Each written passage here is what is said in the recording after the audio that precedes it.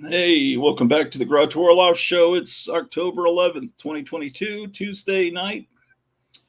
Coming to you live, we have our guest, Forrest Jackson, who drove three-quarters of the way across the country here. He brought a whole box of ace double science fiction paperbacks from the 50s and early 60s. We're going to look at those, and we might have a special guest from California popping on, and maybe you'll come on, too. Maybe we can have a whole Brady Bunch of squares of people talking about comics and paperback science fiction and pulps, whatever. Tomorrow night, about this time, well, a little bit later, about 7 o'clock, the Four Color Fossils show will be on the Graphic Man channel. I'll be on that. And anyway, so let's see. We got one person watching. That's pretty good. So I guess you could text him and let him know. Yeah, I did. I sent him a message. So I'm happy to be here in Mount Gratu. It felt like I was driving 3/4 of the way across the world to get here, but I made it in 11 hours and 15 minutes. 11 hours, 15 minutes. Yeah. Okay, that's about right. Yeah. So it's worth it so far. So thank you for hosting me here. Yeah, we're doing the best we can. So what I've got here are some ace doubles that many of them I bought from my uncle, who's a real life rocket scientist and a science fiction fan from North Texas. First fandom is in the 1950s. That's not real first fandom, but he started he helped to start one of the first clubs, Al Jackson. So when he left his paperback collection at my grandparents' house, and he lived in Houston. And so I got to always go up to what had previously been his bedroom there and go into the closet and look at all these ace and other paperbacks. And then about 22 or so years ago, he asked me if I would just buy them. So I said, hell yes. So I got to buy almost all of his paperbacks and digest pulps. He kept his Galaxy science fiction magazines. And that's where you got those Italian terror, those ones with Lucifera and all. You sold a bunch of those curvy comics. Yeah. Do you still have any of those? I have one of a nude woman biting the head off of a snake or a lizard. You got to love geeks. Wah, wah, wah, wah. Yeah. So, so that's one of your uncles. And don't you have another uncle that's famous? Yeah, I have an uncle who was a movie star. His name is Frederick Forrest, and he is retired. Retired from acting? Yeah. So this is not the same uncle. No, my Uncle Al really helped train the, is it Apollo 11 astronauts? Yeah. Okay. Really? But there's about 5,000 other people who helped to train him. But he knew he knew Neil Armstrong as a person, not just as a co-worker or somebody you'd see on the cover of Time or Life magazine. Right. So because we're here on the Gratu Orloff show and we support being regressive, as he stated in some of his shows. I mean, going back to the ways of the past. So we're going backwards in time. If you want me to hold these, you to show them. You can do it better than I. Because you're kind of a little further back. Yeah, and you know okay, so Clifford Samac, he wrote some movie scripts. What were the movies he wrote? Did he write Donovan's Brain, or am I out That's of my mind? Kurt Sidemak. Oh, okay. Well, I'm sorry. Whatever the last name is. These Samac, kind of Sidomac. I'm sorry. Yeah. Forgive me. Well, now flip it and show them what an ace double. Oh, I sure will. I just wanted to get close-ups of this stuff, man. The Trouble with Tycho, complete novel. Yeah, so the deal with these things is you'll see these spines sometimes when you're out shopping in used books, but it flips over like this, and there's another novel. So that's why they're called ace doubles. Ace is the name of the company, and they're double novels. Spaceman on a Time Tangent, Bring Back Yesterday. And this one is from the early 60s? No, I think that's probably, 1961. You're right.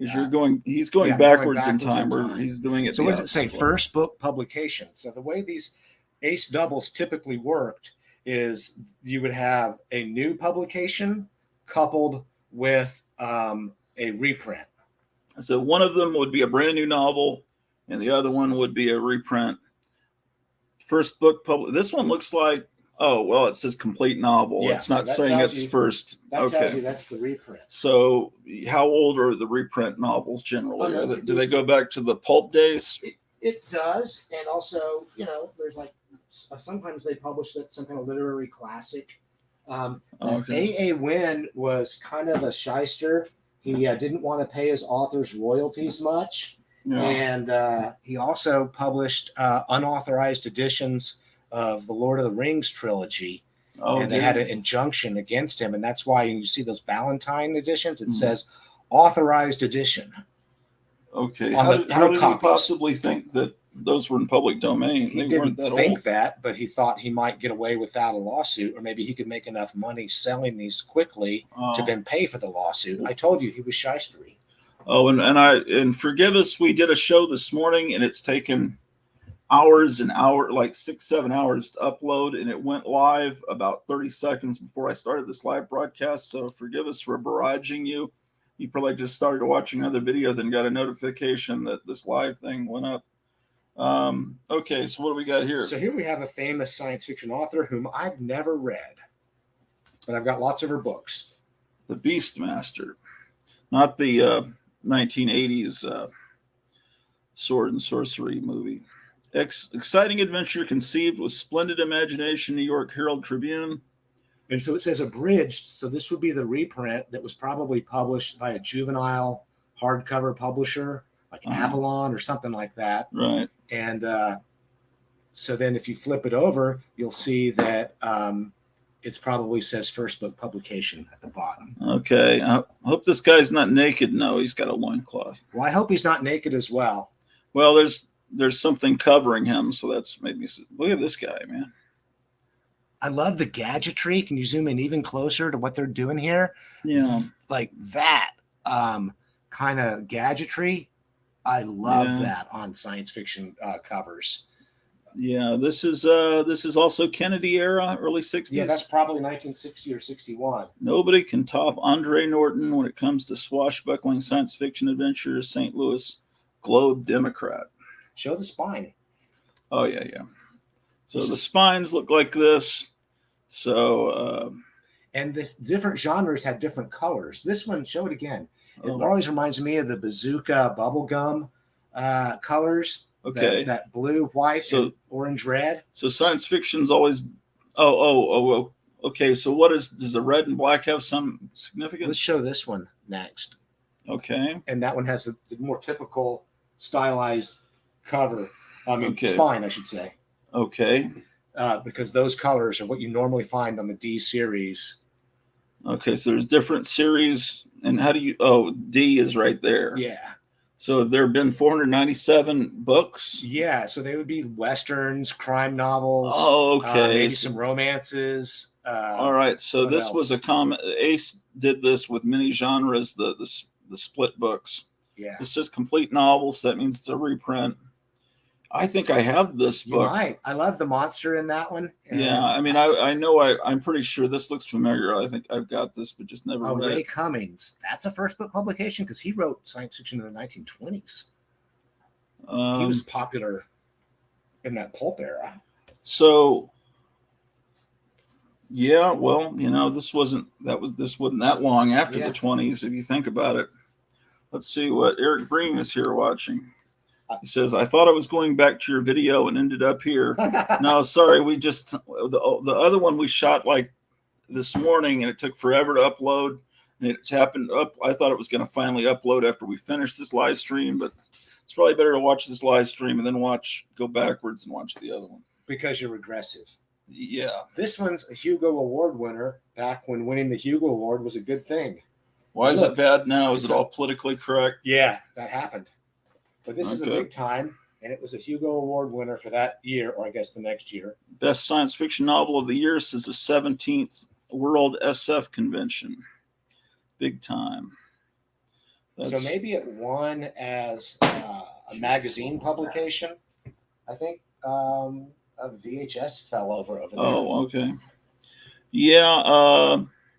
This it was previously published in a pulp, and it won the Hugo Award. And this is the first book publication. So you see how they choose their words carefully to make it seem like it's the first appearance, but it's really okay. It appeared in a magazine. Yeah. This is the first time it's in a book, and there's Amy Winehouse. Well, that's Amy Winehouse's grandmother, probably. And here's the Mind Spider. Oh, that's pretty damn cool. Look at that. I have read Fritz Leiber, but I have not read The Big Time or this one. I could have read. Is it Leiber or Lieber? Well, the German pronunciation would be Leiber, but Would it be? he was American, so I guess he could pronounce it however he likes. He was really a Fritz Leiber Jr. Because his father was a fairly famous Shakespearean actor of the time. So you've heard experts pronounce it that way. So because there are a lot of names I pronounce certain ways for decades, and then because I just never actually heard it pronounced. I've got no ego about this. If I'm wrong, I would like to know. Yeah, I don't. Yeah. I'm not saying you're wrong. That's a pretty good condition one, so I'm pretty proud of that one. Yes, Movie World says hi, everyone. The sad thing about these ace doubles is they're so potentially fragile that you hardly want to crack them open and read them. But I do want you on this one to show the split where they they flip. So I hand it to you where I think that is. Oh, it's not a good example because there's a blank page. Oh, okay. Well, they put a blank page between the two. Yeah, we'll find it. There's the split. So basically what he's saying is that you're reading like this, and then all of a sudden it's upside down. That's the end of the novel. What I do when I read books like this is to avoid the spine splitting. I read like this. I hold it like so. And I don't open it all the way because you'll crack the spine. So I can read that page, and then I read like that. And that avoids ever getting those spine splits that women always do to books. So what Gratu is saying is that he reads correctly. Yeah. Damon Packard is here. Can't get rid of these damn fruit flies. What does that mean? I don't know, but we're attacked by horse flies. Does he live in Los Angeles, right? Yeah. Okay. We'll see if he wants to. If he wants to come on, like three up from you is you got to click on this link. Eric, you could come on too, unless you got Eric's on 24 hours a day on different shows. But if you've got some free time and it's not a football game on or something, come on if you want. All right. Well, what do we got here? Moving backwards. The Earth Gods are coming. Are we back into the 50s I think yet? That's 1960. The Battle of the Robot Missionaries. The Earth Gods are coming. This is when they predicted the astronauts would have these suits that look like the arms on the Lost in Space robot. You know, like go into your dryer. Yeah, that's cool. This is The Earth Gods Are Coming by Kenneth Bulmer. And that's a complete novel, so that means it's a reprint. So I'm learning. And didn't he write men's adventure kind of novels, Keith Bulmer? I'm not really good with all the names. Was she woman or space monster? The Games of Neath. She's a woman. And if that's a space monster, I'll take First book publication. So neither one of these are original novels. This is from a pulp, right? And complete novel. It implies that, yeah. Okay, so what's the name of the ship? The Trog X. So they don't look like it. Well, it is a little futuristic. It looks like an old-timey ship, but it's got some futuristic equipment there. It's antennae, like radio equipment, probably. And so this is the dangers of 5G, ladies and gentlemen. So next, we'll move along to... Okay, let's see. Movie World says, just earlier today, I read 2 of Robert E. Howard's Conan stories for the first time. I'm so glad that I now know what the big deal is about his writing. Cool. Movie World's young. He's like junior high school age, possibly. Eric Breen says, appreciate the offer, but I'm working while I watch. Cool.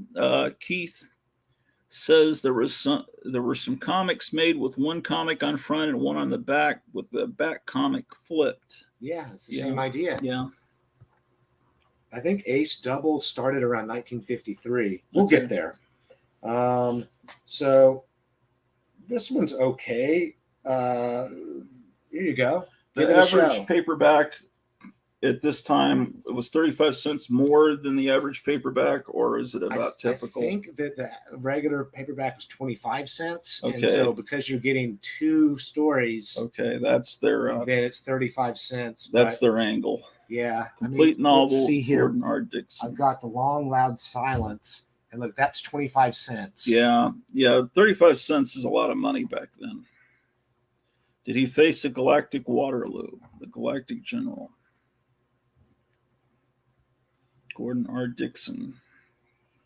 And normally when you go to the science fiction paperback section, it goes from Dibble to Dixon because people have bought up all the Philip K. Dick He's a books. freshman in high school. Oh, sorry. cool. Well, no, that's a great time to read Robert. Oh, definitely. You're doing things right. Absolutely. Walls could not stop them. Time to teleport. You might like that mid-century. I already showed this one. Oh, you showed both covers? I think so. Okay. Did I, guys? Well, now I have. We'll go on to the next. All right. Oh, Brian Aldiss. So he was a British writer getting an American publication. When monsters rule. Bow down to Newell. I assume rule and Newell rhyme, or. Oh, wow. Look at this guy. It looks like there's a flower on top of the monster's head. Yeah, it looks like he's plant-based. The eyeballs are on the stalk. Yeah. And with the spacesuit. That's great. You can really see the influence of this production design of like Lost in Space, the TV show. It's kind of chicken-headed. See, kind of looks like Major West. Look at the top of the ridge. The Mohawk it does, there, doesn't it? Yeah. The Dark Destroyer is abridged. So when it's abridged, is this something that it appeared in? It was probably had a hardcover publication, and it had the word count was too much because they wanted to keep these in a certain word count. It seems. Are they all about the same number of pages, about the same thickness? They vary. They vary. Here's another Andre Norton. Damon Packard says Aldous wrote the short story that Kubrick wanted to make AI out of. I believe it. Okay. The only Aldous book that I read, I think, didn't he write Frankenstein Unbound? And I didn't care for it. If it's the book I'm thinking of, it wasn't great. I remember that book existing, and I think Roger Corman made a movie out of it. Well, it's just after reading the Mary Shelley version, it's kind of hard to read somebody else's. Beware the Horsemen of the Stars, the Sioux Spaceman. And look, there's his radio gadgetry with the dials and a little screen on there, it looks like. What does that say? 79. It's his squadron. Yeah, I haven't read it. So he's enslaving these guys. Looks like they've got antenna, and this device controls their minds, possibly. That's cool. Did I show both sides? I don't think so. No, Richard Wilson? I did. I showed both sides. I'm just losing track already. Lost in Space was great, says Keith. Here you go. Movie World says, Aldous also interviewed C.S. Lewis once. Okay. Top-notch 3-star rating, Lost in Space. George O. Smith. Yeah. I think I might have a couple other his books at home. There's other Smiths I've read more of. A.E. Van Gogh. It's Van Vogt. It's Van Vogt, really? Mm-hmm. I always pronounce it Van Gogh. I don't know. What do I know? Well, where's the G in there? Oh, I see it now. Well, I don't know. I just put Vote. Okay. And once again, I'll got to say, if I'm wrong, I would like to know because I can only learn from that. Well, I mean, are there people on YouTube that talk about old science fiction? Do you ever watch shows like that? Of course I do, but I go back to days of actually going to conventions that had knowledgeable book dealers. And they pronounced it that way? Selling rare books. Okay, yeah, that's how you'd find out. There's a lot of names that are... Here is a real big deal. Okay. A Bag of Tricks for the Future, Dr. Futurity, Philip K. Dick. Okay. Philip K. Dick was first published by Ace and then later had to sue to get his royalties because Ace would reprint this. Now, maybe Okay. not this title, but his more popular titles, Mm-hmm. and then never pay the author royalties. So, Well, I guess I shouldn't say never because he finally got paid something. was this an early? Yeah, that's probably Philip K. Dick's fourth or fifth book publication. Beware of the Blue Skin Robots, Slavers of Space, John Brunner, or is it Brunner? Oh, let's not get started. I don't know the answer on this. I mean, there's a comic artist, Frank. I always pronounced it Brunner as a kid, but then I realized that's probably Brunner. It's a German name. Man, look at this wild party going on. That would make a great Halloween party flyer. 'Tis the season. Although it looks a little wild. People sword fighting and basically copulating on the dance floor. I love that robot serving the martinis. Man, that's great. Man. Yeah. I wish someone would make movies or a TV series with this kind of design. If modern special effects were used to create these kind of, I guess they would call it retro looks, unique stories of the fabulous future, A Touch of Infinity. Harlan Ellison. That might be his first science fiction book. I guess he was originally published in the juvenile delinquent genre, right? Yeah, I know. I read a book where he was supposedly went out and joined a juvenile delinquent gang as research. It was called, I think it was called Memos from Purgatory. And that's where I learned about zip guns. Good things to learn. And all the knife fighting. Well, it's just like, because they talk about gun control. Well, kids just go out and built their own guns. They call them zip guns. The man with not, I guess maybe it was harder to get guns in the 50s, possibly. Carl, it's kind of easier.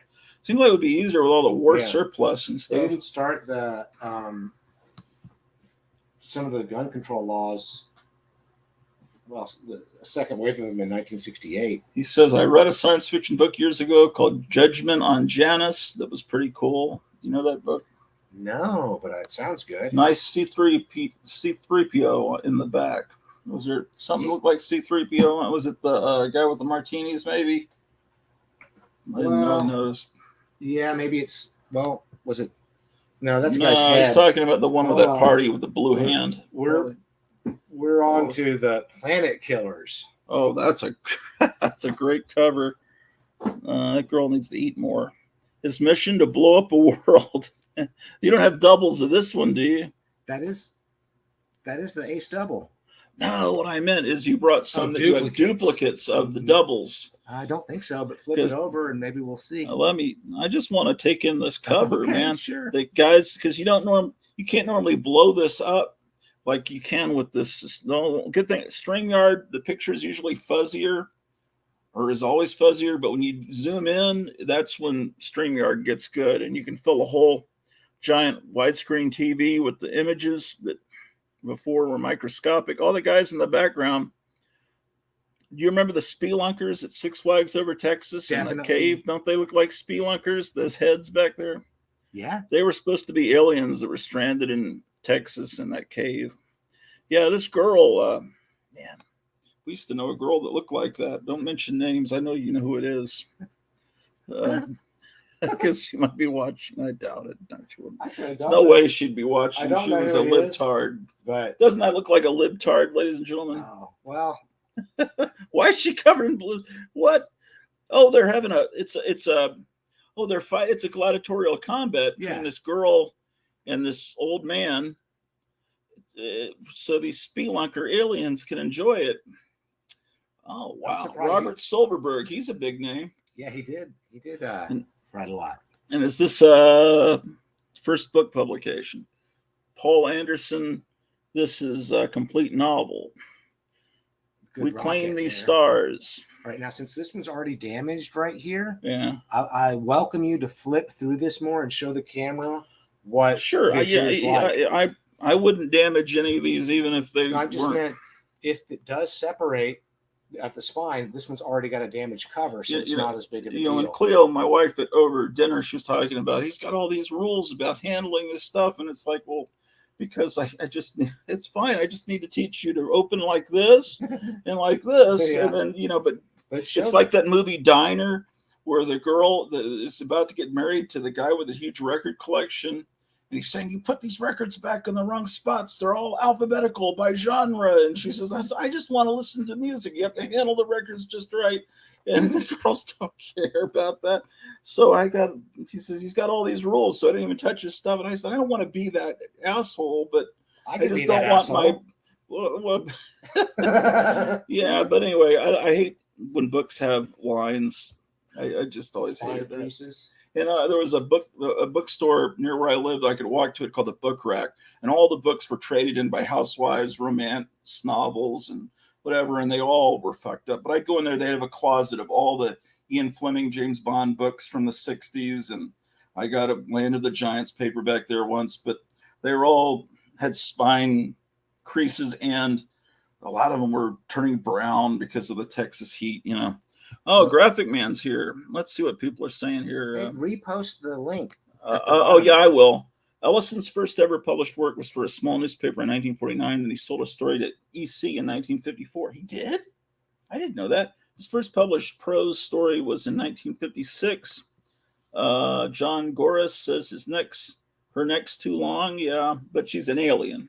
Far Out Man says go away. Spelunkers laugh out loud. You got to look up the Spelunker Cave there's old footage. It was a really cool ride at Six Flags, and they tore all the spelunkers out and replaced them with Looney Tunes.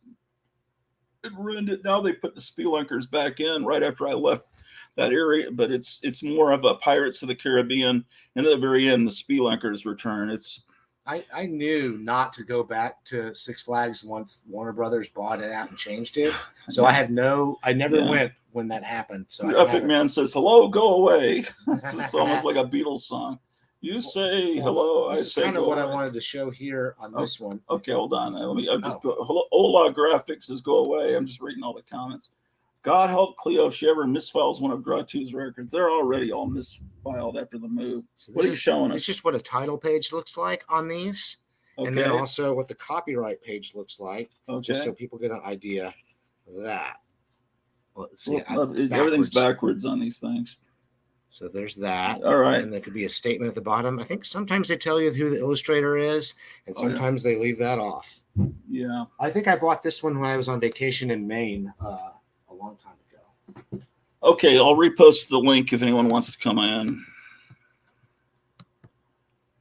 We're going to have some special guests in a little bit, hopefully, and we're going to show other stuff too. But right now we're going through all these ace doubles because he brought them all the way from Texas to look at on the show.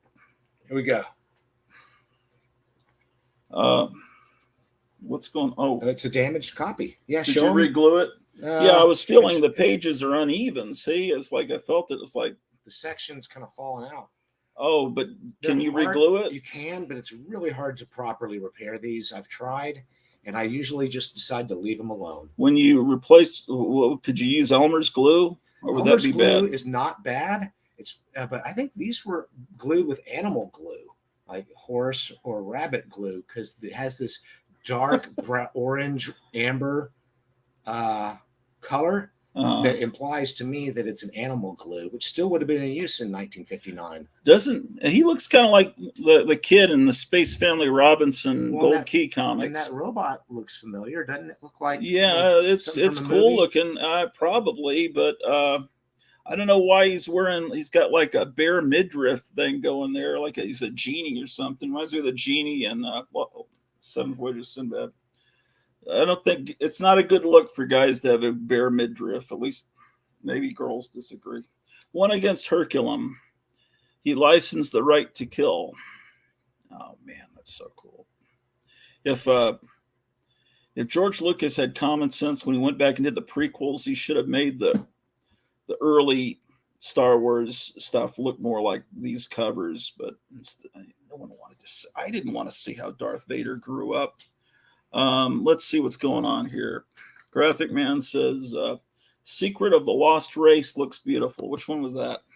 It's in the past. It still looks beautiful. Okay, upside down. Now it's upside down and backwards. Race Against Doomsday. Oh wow, he's towing these Earth ships through space. That's George O. Smith. I think we saw him before. And Masters of Evolution. Monsters Besiege New York. I think Damon Knight was an original science fiction fan from the 1930s. Damn. Who became a pro.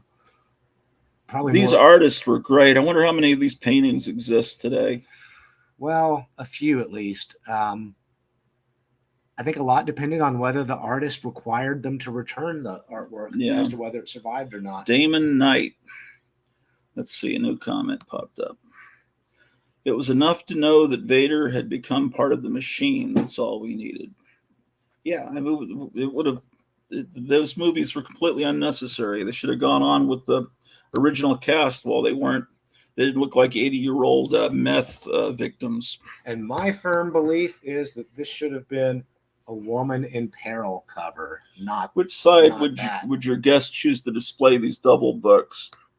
Okay, so I guess if Starlog Magazine would mention these books sometimes, says Keith. And Damon Packard says Damon Knight wrote The Twilight Zone to serve man. Is he going to come on after we should have shown the books? Well, you should ask him right now if he wants to link on. Okay, yeah, if you can go on with your phone, or if you're on a personal computer or laptop, it might be easier to do that. Damon, if you want to come on, you just got to hit this link here. I think I messed up the link. No, yeah, okay, I hit it. Okay, this link. Hit it and quit it. The link is in the chat, and you click on it, and it'll just let you into a little waiting room, and then I'll bring on the show. Okay, you're saying that should be a girl? Yeah. What kind of cover is that? Well, if there's not a girl in the book, then that could be a problem. Yeah. But I see what you mean. Kenneth Bulmer, Complete and Unabridged, The Changeling Worlds. And I'm not familiar with that title. Yeah, see, what kind of asshole does that to their book? I know that wasn't done by you, but I try to take good care of them. Oh, of course. I'm not perfect at it. Things do happen. Vanguard from Alpha. And sometimes you have to buy a duplicate of an ace double just to be able to read it, to have a collector's grade copy. Yeah. And a reading copy, which will fall apart in your box. We were going through my books earlier, and we found about 6 of these ace doubles that I own. I would buy them when I find them, like at half-price books or in bookstores, but I mean, I don't have a collection like this. And I usually it seems like they're in the $5 range, but some of these are a lot more pricey if they're major writers, huh? Yeah.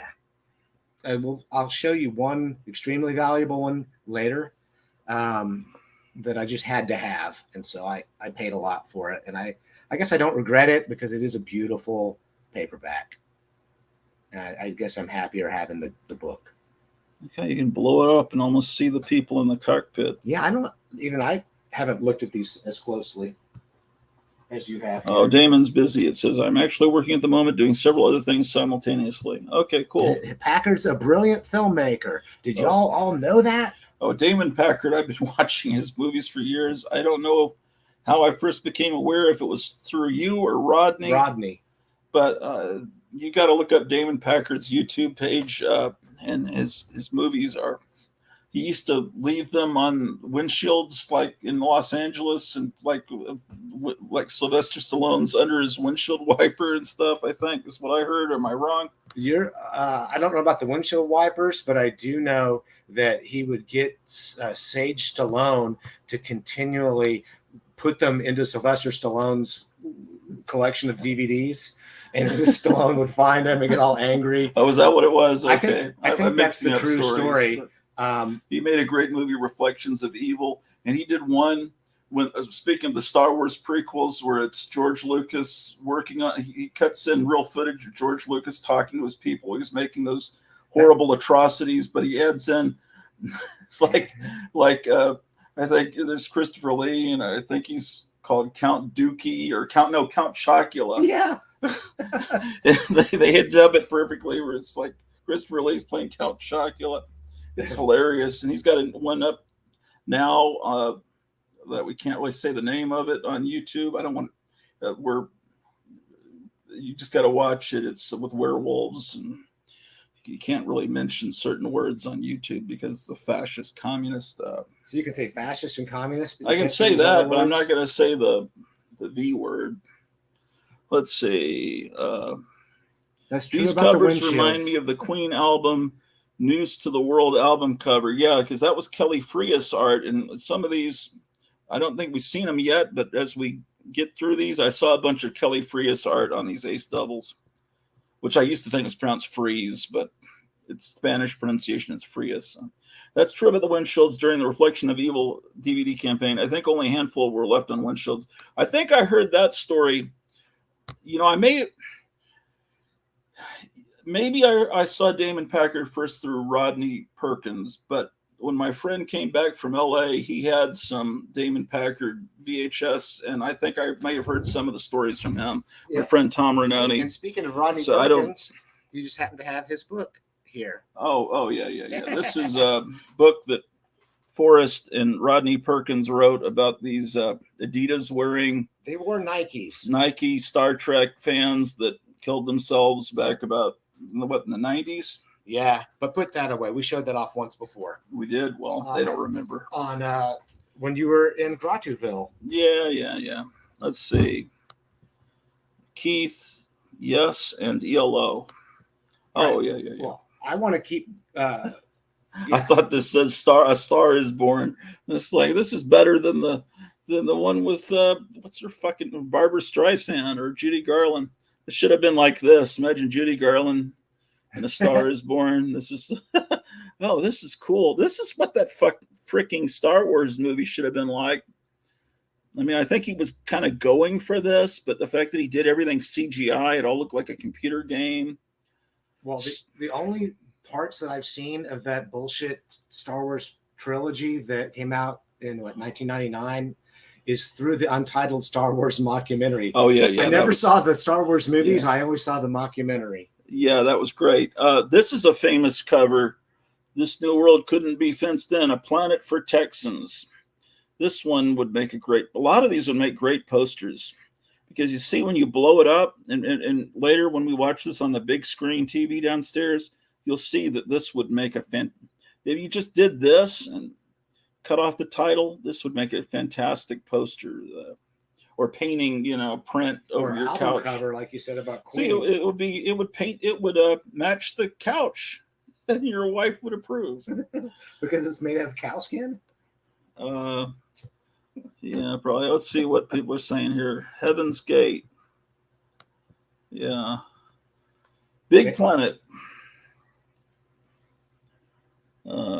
Jack Vance, complete and unabridged. Look at that fucking horse, man. That's fucking great. That's hilarious. Oh,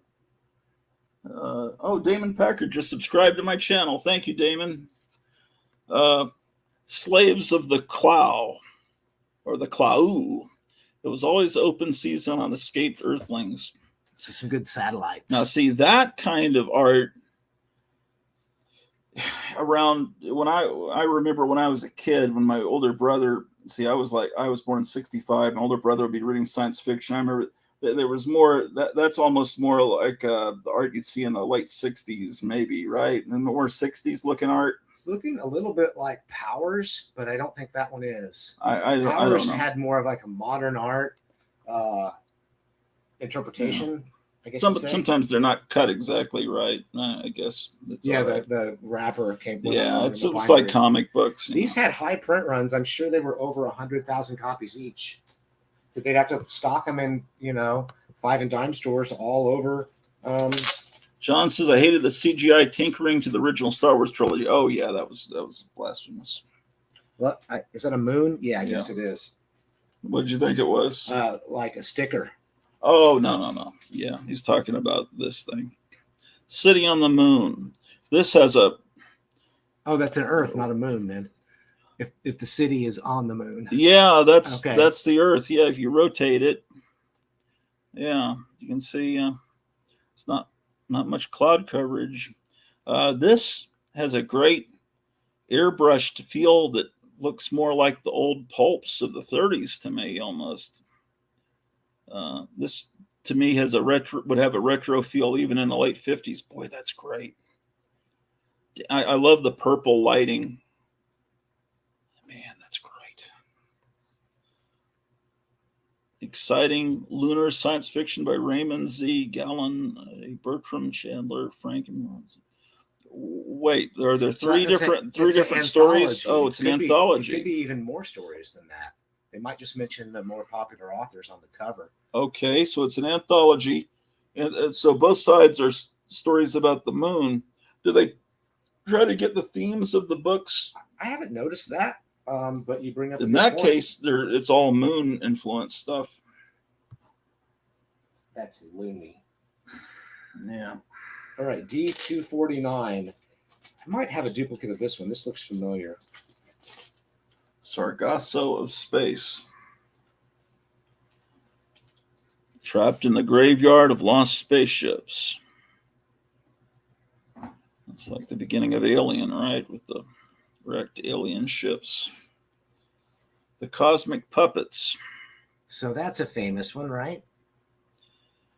Oh, well, it's Philip K. Dick. Yeah, I guess. Anything Philip K. Dick counts as author famous. of Eye in the Sky. Is that a damn, what's the name of that band? Alan Parsons Project, Eye in the Sky. That's based on Philip K. Dick, that song, right? I don't know that. So I always assumed it was. I don't know if I really know how the song goes. I can't play it on here, but I am the eye in the sky looking at you. I can read your mind. And I know that I'm the maker of fools. I gave Ian Schussler a copy of this. He loves the way that the cosmic puppet is trapped underneath the glass there. Who likes that? Ian Schussler.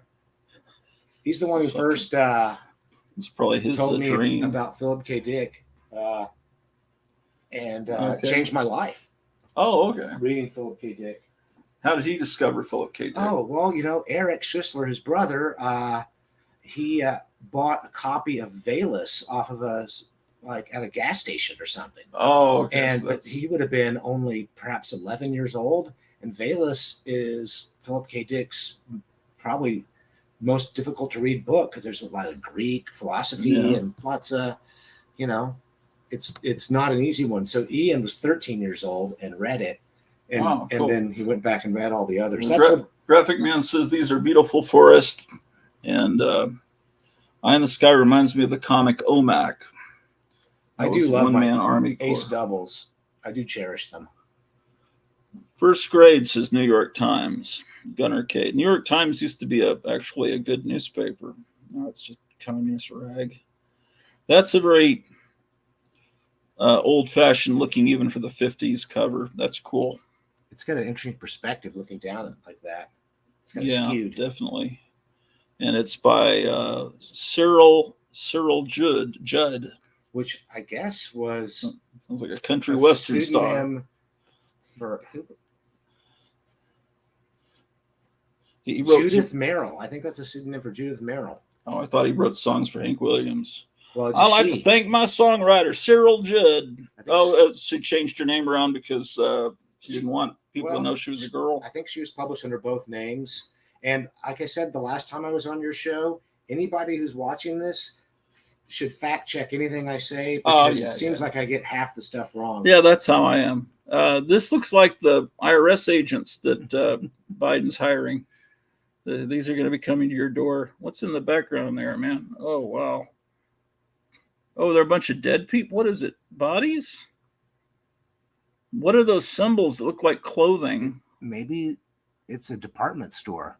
Yeah, it is a department store, but on the ground, I see legs. It looks like, did he kill everyone in the department store? And someone back there is tied to a pole, maybe? Like people are tied to poles. I guess you got to read the novel to find out. It's on sale right now at your local 7-Eleven, ladies and gentlemen. Did you see? Yeah, Gunnar Cade. Right, too. That's an ELO song. The Eye in the Sky. Are you sure it's not Alan Parsons Project? I could be wrong. Well, I do know some ELO songs. So no, I don't know any Alan Parsons songs. Hey Siri, who wrote the song "Eye in the Sky"? Someone's saying no, it's Alan Parsons. Siri, come on, Oh, Siri. well, yeah, Damon would know. One sec. One sec, says the evil AI. I can't believe I that. don't know who the writer is. Turn that off, please. This conspiracy factist right here, Dr. Gratu Orloff, uses Siri and OK Hey Google. Siri, is Eye in the Sky written by the performed fuck? Hey Siri, fuck you. Hey Siri, is Eye in the Sky performed by the Alan Parsons Project? The answer is yes. She'll say, just a sec. But it's like this computer. I won't respond to that. What the fuck did I say to you? Hey, please put that away. Hey Siri, was Eye in the Sky performed by the Alan Parsons Project? Okay, I found this on the web for Was I in the Sky performed by the Alan Parsons Project. Check it out. She doesn't want to tell us out loud, but yes, it apparently is. Well, we couldn't have known that a minute ago. And Alan Parsons, I mean, Damon Packard's agreeing, and ELO is Mr. Blue Sky, yeah. Do the people out there agree that they think it's funny that Kenneth is a conspiracy factist, but he uses OK Google and Hey Siri? What's he going to do to me that they haven't already done? I'm at least aware of how evil Siri is, so she can't. It's the people that aren't aware of it. Well, I don't have either. I wouldn't have an iPhone, but my wife insists I get one, and then this show would not exist without this iPhone. That's true. I just meant the programs in particular. Yeah, I don't give a shit. You know, we're already doomed, man. We probably have days to live before Biden gets us destroyed by Russia. Fugitive from Utopia, the 13th Immortal. But we'll have seen these ace doubles. Yeah. Robert Silverberg, complete novel. Yeah, that's pretty cool. It seemed like they enjoyed putting menacing robots on the covers. Well, you know, it's what sells. Did you show this Fortress World? Yeah, I did. Okay. These old pulp covers must have influenced Robert Williams. Oh, I'm sure they did. Beautiful covers, says Damon. All right, we're a little bit out of order here. Oh, no. But I'm going to show this one now and keep it in the Mylar while I put it back, because this one is definitely a big deal. And I don't mind being. But didn't we just see that? No, we haven't seen Eye in the Sky yet. Then why were we talking about it? Because we did. We had another copy of it. This is my better copy. Oh, this one is not an ace double. Is this an original? We were talking about it. Said the author of Eye in the Sky. That's why. Something had upset the natural laws of the universe. I remember because you showed me this earlier today. That's why I thought we'd just seen it. Philip K. Dick, complete novel. Yeah. Well, let me show you what's extra special about this one, if it's the copy I think it is.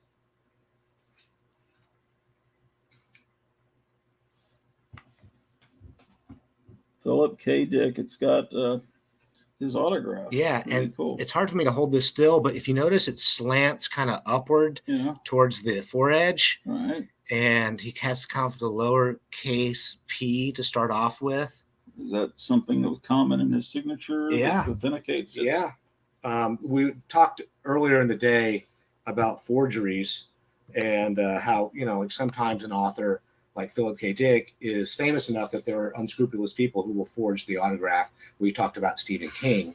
But when you see enough examples that are legitimate, and the autograph kind of goes up, slants upward. Yeah, I've seen that a bunch, and so I feel confident about this one. Who was the author that would just walk into used bookstores and start signing the books? Stephen King. Did that.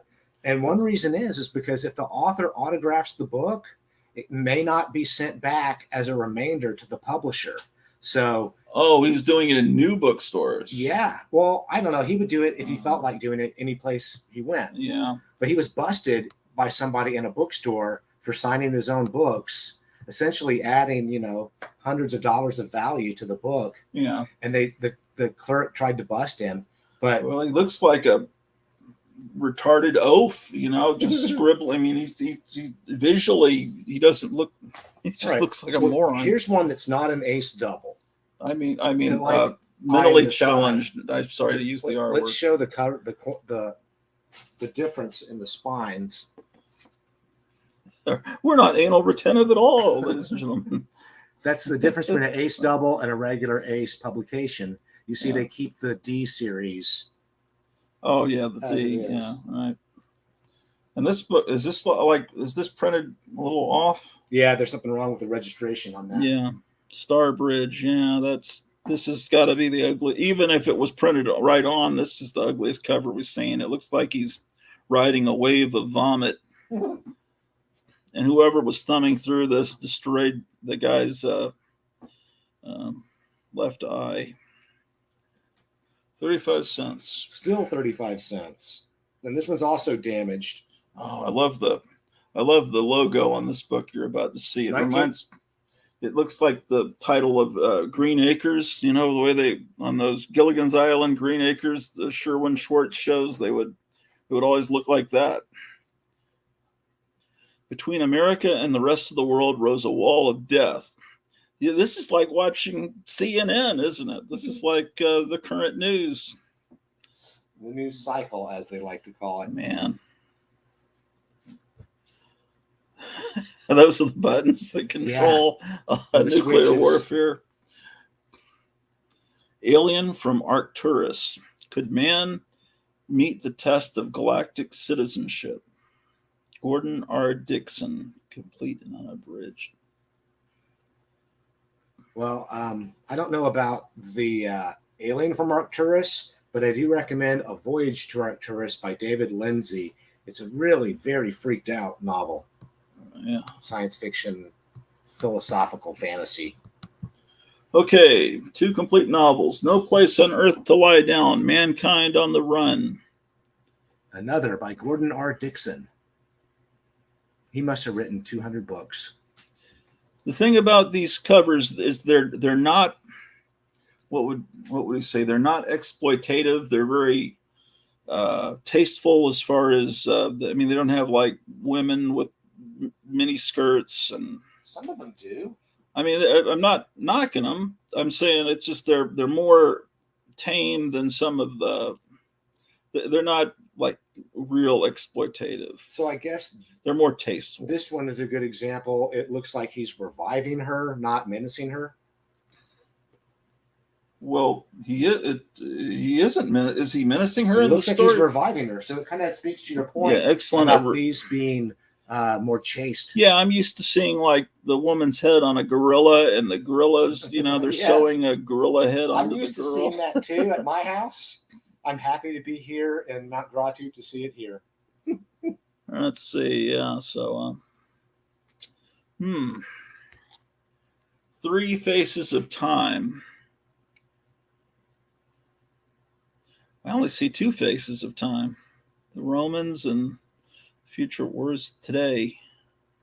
Oh, well, I guess if you read the book, present and future clash in a world of the past. And speaking of the past, are you now in 1950? What time are you in now? Because we're about to go to 53, which is really the best year, I think. 55. Yeah. So here's 19. I think that's 1953. Okay, so they were doing these for quite a while. The Paradox Men, Flight into Yesterday. Charles L. Harness. I don't know that author. And this is Jack Williamson, Dome Around America. Were they the last oasis on an airless earth? Reminds me a lot of the Gold Key comics art as well, like Magnus Robot Fighter and stuff like that. Damon Packard says, I would bet the movie or TV rights are still option in every single one of these novels. Alexa would have known it. Science fiction paperback art was good up until the early 80s, then it started going to hell. I had the opportunity to purchase this original cover, and I didn't. I was just out of college, and you mean the original painting? Yeah. And I just really? didn't think I could float it. It seemed like a whole lot of money to spend right out of college. So Philip K. Dick. I missed the opportunity. Do you want to say how much it was? I don't really remember precisely, but it was $5,000 or more. Okay. Well, that would have been. And now I'm kind of glad I didn't buy it because I don't collect cover art of this type. Really? Yeah. I don't know that I have many science fiction original illustrations because I'm really much more into weird fiction and horror fiction. Don't you? Yeah. Okay. Don't you have an original Margaret Brundage? You were saying? Yeah, but that's weird fiction, not science fiction. Okay, so you're more of a weird fiction guy. Yeah, but I love these. I mean, like I said, I haven't read most of these. I've read this one, Solar Lottery. Okay, Philip K. Dick. That's his first published book. So all of the Philip K. Dick is pretty much in print? I would think so. Because he's one of the major names now. Um, Let's see. Keith says, I had to read the Martian Chronicles for school and loved it. That's a cool teacher you had. yeah, I How did big too. was the original? How big was that original painting for that Philip K. Dick? I would guess it was like 4 times the size. It's a long time ago, so it's about hard for me to remember. This big? Yeah, probably 4 times the size of the small cover here. This one's really trashed out, but it's got that same robot. Oh, yeah, okay. Conquest of the Space Sea. Yeah, this is very much like, you know what Magnus Robot Fighter is? Mm-mm. It's a gold key. I'll show you some later. He was this guy that was always fighting robots in 1960s comics. They all Look at the console back there too. Yeah. Once again, I go to the gadgetry. Yeah, absolutely. And this looks like what is that pulp artist that has this style? It's I think she's female. She's female. What is the pulp? It got a real dreamy style. I remember Gavin would showed me a book of her art. I think it's a her. Maybe it's a guy. I can't say. I don't know. It's a real stylized art. It's not like most pulps. It's like very surreal. Well, if you come up with a name, I'd love to know. Shit, maybe someone knows. And we looked at this cover earlier. It's not the theme I would normally like, but I just like this composition. Oh no, this is great. Atta. Complete science fiction novel by Francis Rufus Bellamy. People don't get named Rufus anymore. One of the most fascinating fantasies ever published is The Boston Traveler. I wonder if the movie Them had already been out. Well, I think that was mid-50s, maybe early 50s. 1953. Let's see. Michael says, Gratu, thanks for answering my question about your monster models from your childhood on your stream yesterday. I'm the one who asked you that question on the Fossil Show. Yeah, I couldn't answer at the time because I didn't want to interrupt. I interrupt people too much on that show. And I saw your question and I meant to answer it as soon as I could do my own show. Here's a double anthology. And some of these might have been out of order, but they're never gonna know. I don't know. Tales of Outer Space. L. Ron Hubbard. So when did he start Scientology? In the 50s or 40s? I think Dianetics, the book, came out in 1950. 50. So this is a few years, just right after he started that, or right the story about the same could time. have been from years before. Yeah. Oh, yeah. You're more than likely. This is a double anthology. This 2 different short story collections in one book. This feels a little like Flash Gordon, although the sleeveless Flash Gordon, I think, is more from that 1980 movie than the actual comic strip. Oh yeah. Oh, that's a good looking. This looks very much like Gold Key Comics for those of you that are comic people, which is probably all of you. Probably what did you say? Van Vogt. Van Vogt's best novel since Slan, a must. Los Angeles Daily News, The Weapon Shops of Aisher. I like the logo there. I have an autographed first edition of Slan. I wonder if this I just had to say that. This might be the same artist I'm thinking that did the Gold Key. I think everyone says his name is George Wilson. I don't know. This one's pretty great too. Gateway to Elsewhere. His 4-dimensional key opened the gateway to Elsewhere. Murray Leinster. I know that name from somewhere. He published a lot. He was the original pulp writer. from the 30s who kept writing. This is the most skin you've seen on any of these ace doubles, I think. And, that one looks, I think I have that book. So I want you to point out that it says Starman's Son, meaning the hardcover publication that came out before had a different title. So they gave it a new title, so you might accidentally buy it. Yeah, that's how they do it. All new, all original, and all excellent from Astounding Science Fiction Daybreak 2250, but originally it's called Starman's Son. Complete and unabridged novel by Andre Norton. We just came back from a Mexican restaurant. We had all-you-can-eat tacos. I had 9 tacos, and everyone seemed to think that was a lot. But they're all you can eat, man. I could eat 9. I could have probably eaten more, but I didn't want to look like an I'm a big fan of competitive eating, so if you get on the circuit, I will be your #1 fan. And thank you. He paid for the meal, so I'm going to thank him here publicly to all 9 viewers. Hey, and that was an inexpensive restaurant, too. Was it? Yeah. I mean, it seemed like it had pre-pandemic pricing to me. Well, yeah. So something just fell on my lap. That's part of the cover. Can you repair it? Probably. Got to figure out which one it goes to. Little tiny piece fell. Yeah, some of these books, that's the problem with collecting these ancient relics. You're like a museum keeper. You're preserving this stuff for the future, and it's very delicate sometimes. Well, this is all very highly acidic pulp paper. They were meant to last, 2 months, so that they be on the magazine rack. I'm sorry, the paperback rack. Yeah. And then sell. And then most of them were not reprinted.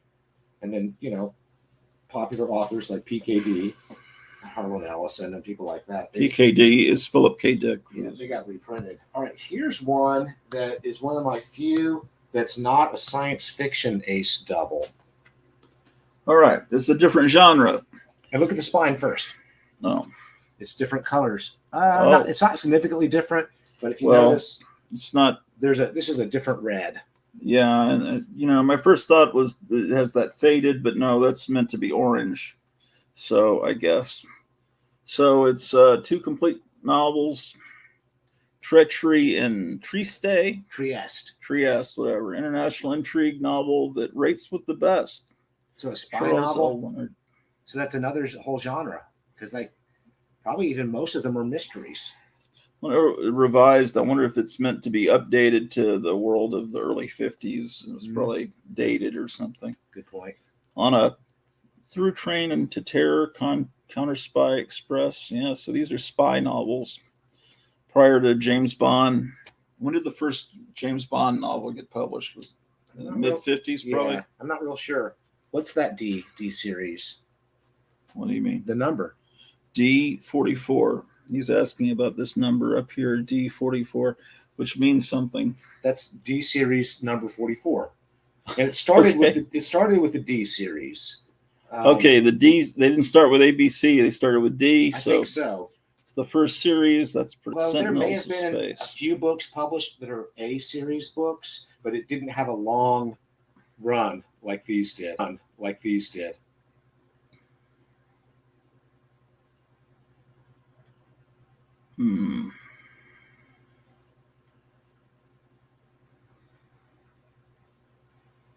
Yeah. Let's see. Michael Taylor says, "Grow too off topic, but I loved when you were playing tug of war with your dog as he was growling." Yes, he was gonna kill me, man.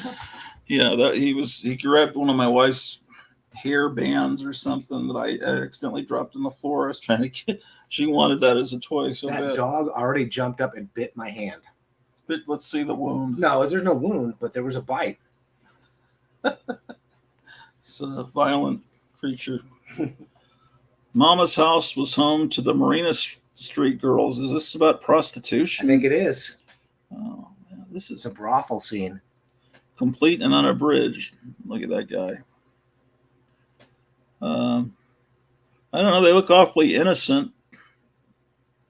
No, I don't know. Maybe not. Well, weren't brothels awfully innocent in 1954 or 3? Trust me, I don't think so. I don't think they look like, Father Knows Best housewife there. So she's the madam. Huh.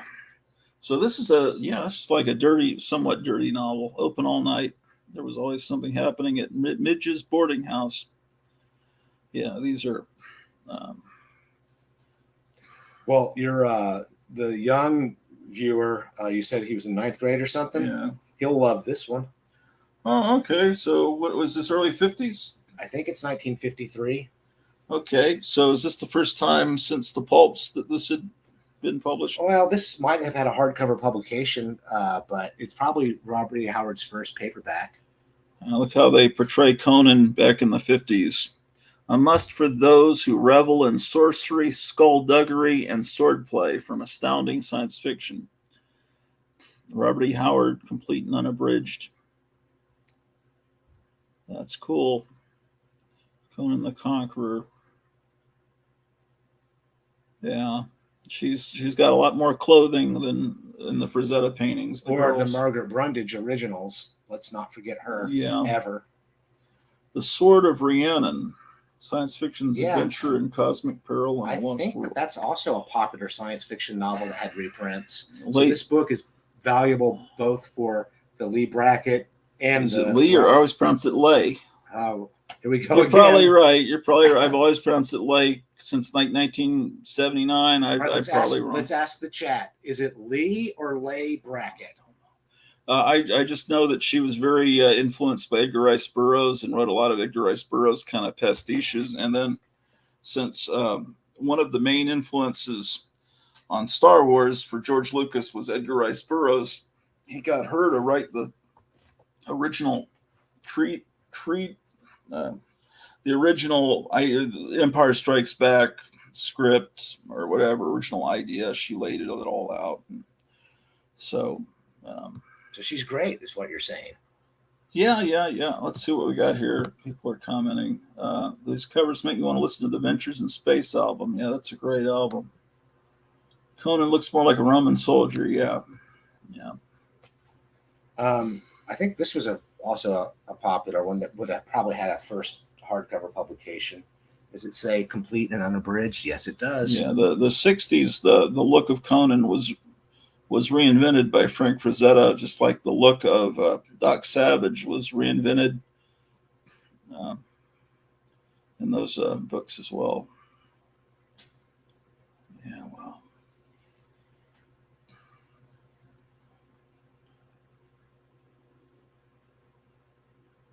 And then when the Conan comic books came out, they followed Frank Frazetta's lead. All right, we're down to the last one. She also wrote Rio Bravo. Yeah, that's right. That was a good movie. And I saved this one for last. I'll show what you're doing. You got to wait. You got to here. You got to see this. He's got this book. He's created he's a bookbinder. He's created this special box for this. So this is a very important book because he doesn't want it even exposed to the Earth's atmosphere. Yeah, it is. This does absorb like acids and I think even cigarette smoke. Do people smoke in your house? No, but sometimes you buy a paperback from a smoker's household. Oh yeah, that's true. Which is not the case here. But first, show them this one, this side. All right. And tell them how they remember this famous book. Do you remember this famous book, guys? Gripping True Adventures of a T-Man's War Against the Dope Menace. I know what a G-Man is. What's a T-Man? I don't know. Tax man? I haven't read it. All right, so we got she's going a to junkie and going to the clink. Yeah, she's not even resisting. So now flip it over for the real junkie. All right, so the big revelation junkie, Confessions of an Unredeemed Drug Addict, an Ace original by William Lee, which is a pseudonym for William S. Burroughs. Yeah. Who did write some science fiction. But this is a great book. Have you read it? Me? Yeah. No, William S. Burroughs. I like his first two books, and he kind of loses me after that. But Junkie and Naked Lunch, I did enjoy. Well, I almost lost my lunch when I found out the band Steely Dan, where the name for the band came from, the steel dildo of William S. Burroughs. And I'm thinking, Well, Steely Dan's named after something that was it up was William S. Burroughs' ass. I think really? it was a character in his book, not Oh. something up his ass. I thought it was a dildo. The But dildo talked in his book. Is it? Well, I mean, What's wrong with this guy? There's plenty of things wrong with him. Well, I got a lot of other authors. I'm not some Yeah. fucking beatnik. Well, Naked Lunch was a good read. Okay, well, I saw the movie Yeah. with the alien. But like I said, he kind of lost me. I tried to read the cut-ups and some of the other stuff, and some of it's just way too gay. You know, you just want to read it. We don't want to say that on YouTube. It's way too. But wait, wasn't William S. Burroughs way too gay? Well, you can't say that on YouTube. He just didn't suit your taste. Oh, okay. Well, let's go with that. He doesn't suit my Yeah, taste. I never even seen heroin, so Your dog's name should be Drusilla. I read Junkie. It's very hard-boiled style, very dark and grim. I loved it. I thought it was great. Dog's name should be. Oh, okay. That same comment. That's cool. All right. Those are the ace doubles. Tomorrow, let's do another live show. I want to show some records and tell a story. Well, if we do a live show, it'd have to be earlier because at 7 I'm going on Graphic Man's channel. It doesn't have to be live. It's just kind of, I thought it was more fun to do live. Well, it can be fun because you can interact with people. All right. So I want to thank Damon for watching. We remain super fans and look forward to anything and everything that you can produce. Oh, yeah, definitely. And I want to thank you for sending me some DVDs recently. Oh, you got some DVDs? You should have brought them so I could see them. Or are they all on YouTube? I can mail them to you. They don't weigh much. So thank you, Damon. Oh, okay. You rock the world. Yeah, well, we're not necessarily closing out the show. You know, if anyone wants to come in and talk and ask questions, I put the link in the chat again. Anyone's welcome to click on it. Come on. Do you want to show these paperbacks here? Oh, there's more books. But these are not aces. Who cares, man? They're cool. I care. These are the Lovecraft editions they used to advertise in the back of Famous Monsters. So this is like about 1970 edition, 71. Yeah, 1970. They had these kind of covers.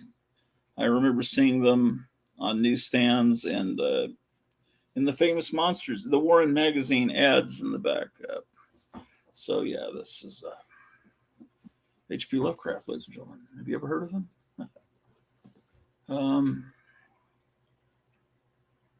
He's organizing his book. Yeah, you can just keep plucking them from over there. Okay. All right. So that's one that you're potentially. That's a duplicate. I brought him here to see if Dratu wanted to do a trade of some kind. I don't trade anything, but I'll do a painting for him. I try to convince him if he has a duplicate of something, then he should consider trading it or selling it. So what do y'all think? What I have duplicates of are comic books, and he's not into comic books.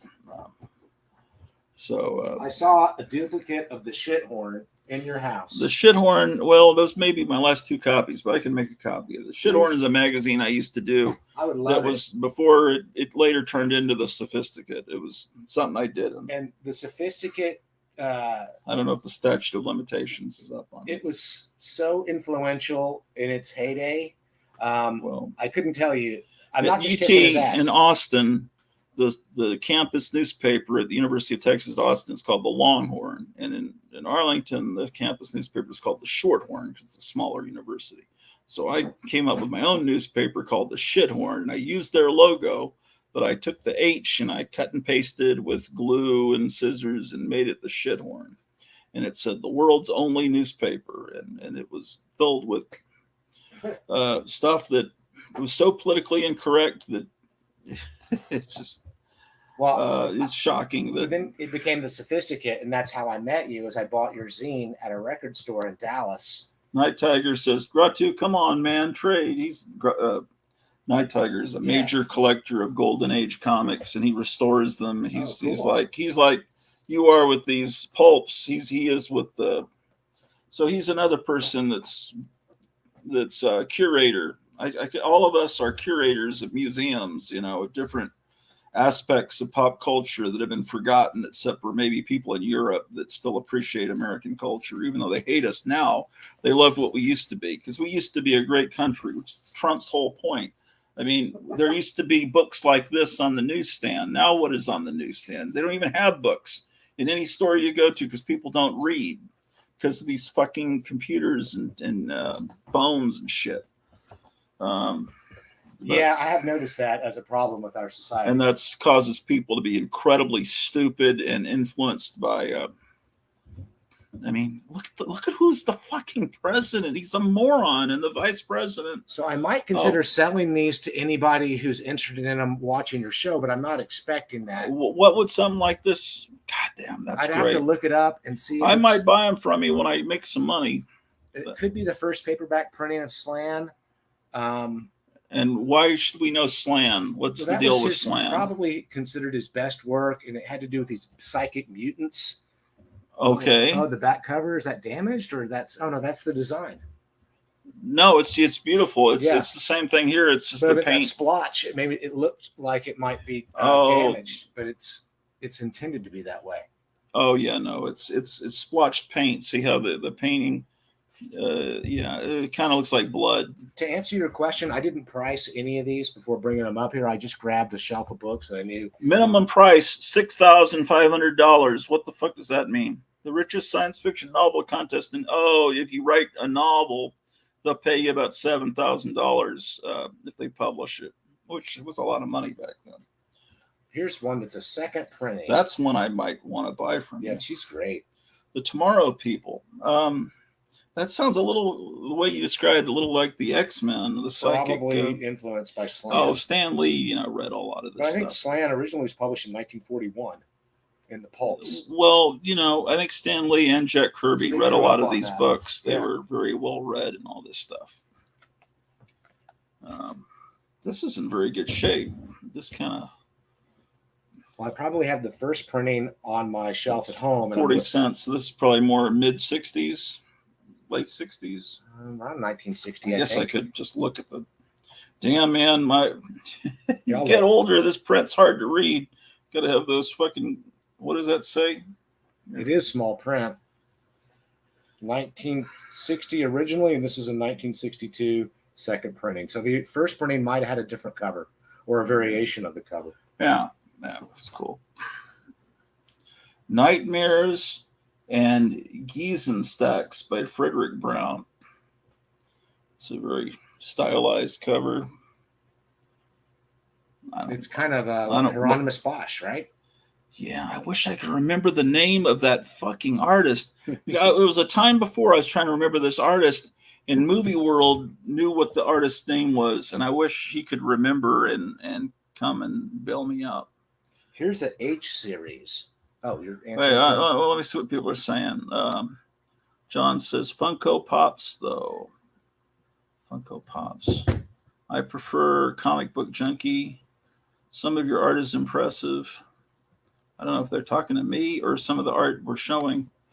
Outer Limits looking well. I love the Lon Chaney Wolfman piece. I still have this painting here. I've got to get some cardboard and mail it, and so it may take me a few days before I can get this mailed off. Because, but anyway, the guy that bought it's in the chat. So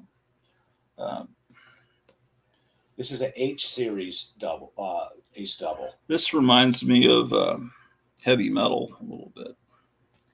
The bird and what's the name of that European artist? I guess the Drie. Wasn't he in heavy metal? Am I thinking of Mobius? That's it. Yeah. Winner of the 1967 Nebula Award for Best Short Novel. Someone sold it for 5 cents. So the Nebula Award is given by fellow science fiction authors. It's an award among peers, and the Hugo Award is voted on by fans. And that has become a big political correctness problem in the World Science Fiction Convention. I would say don't get me started because I know that we'll just keep going with it. Michael says, love the Cheney Wolfman piece. Oh, that's down there. Garage Radio says, evening, friends. Hello. Damon Packard, The Tomorrow People was an interesting early 70s British TV show. Yeah, it wasn't. I've seen the trailer for that. It doesn't have anything to do with the book, though, does it? I don't know. I think in Damon Packard's, in one of his trailers for his movies, it might be in one of the versions of Reflections of Evil, The Tomorrow People. Oh, okay. He'll if he's still there, he'll answer it. He's look. still there. He's the last person to comment. Oh, he's the comment. I'm sorry. I'm not paying close enough attention. Okay, this is the era that I don't like. This era. This reminds me when I was in junior high and they had the paperbacks on the rack that you could read during lunch, and they'd turn them into hardcovers by cutting off the covers and gluing them on, either rebound them, whatever. I don't like that kind of art. That reminds me of the art that would be on the front cover of some book I'd have to read in school. I love Robert Heinlein. I just don't like this style of art. I like it because it looks vaguely occult. Well, I don't like the occult, man. Well, I love the occult, so I don't like this shit. These are the people that are witches. running our like Hillary Clinton and all the people running our government. I don't like Hillary Clinton, so if she's but if she was young, she's not the right kind of witch for me. Here's a smutty science fiction novel. This is also art I don't like. All that art we just looked at, you can see why I don't like this hippie shit. It's all. Yeah, it's hippie bullshit, man. The phallic thing going up. Well, I think this is originally published in the 50s. Philip Jose Farmer. Yeah, I'm not knocking the author or the book. I'm knocking this style of art. Well, it was just on the shelf of stuff I grabbed on the way out the door. No, I'm not knocking it. I did read Flash. It was pretty good. Let's see. My wife, Colty, says hi. And is there a Soylent Green paperback? We were just looking at that. Yeah, make room, make room. Yeah. Ratu has it downstairs. And he tells me that Soylent Green is in it, but it's not made out of people. So that was changed for the movie. And that's pretty much the one thing everyone remembers.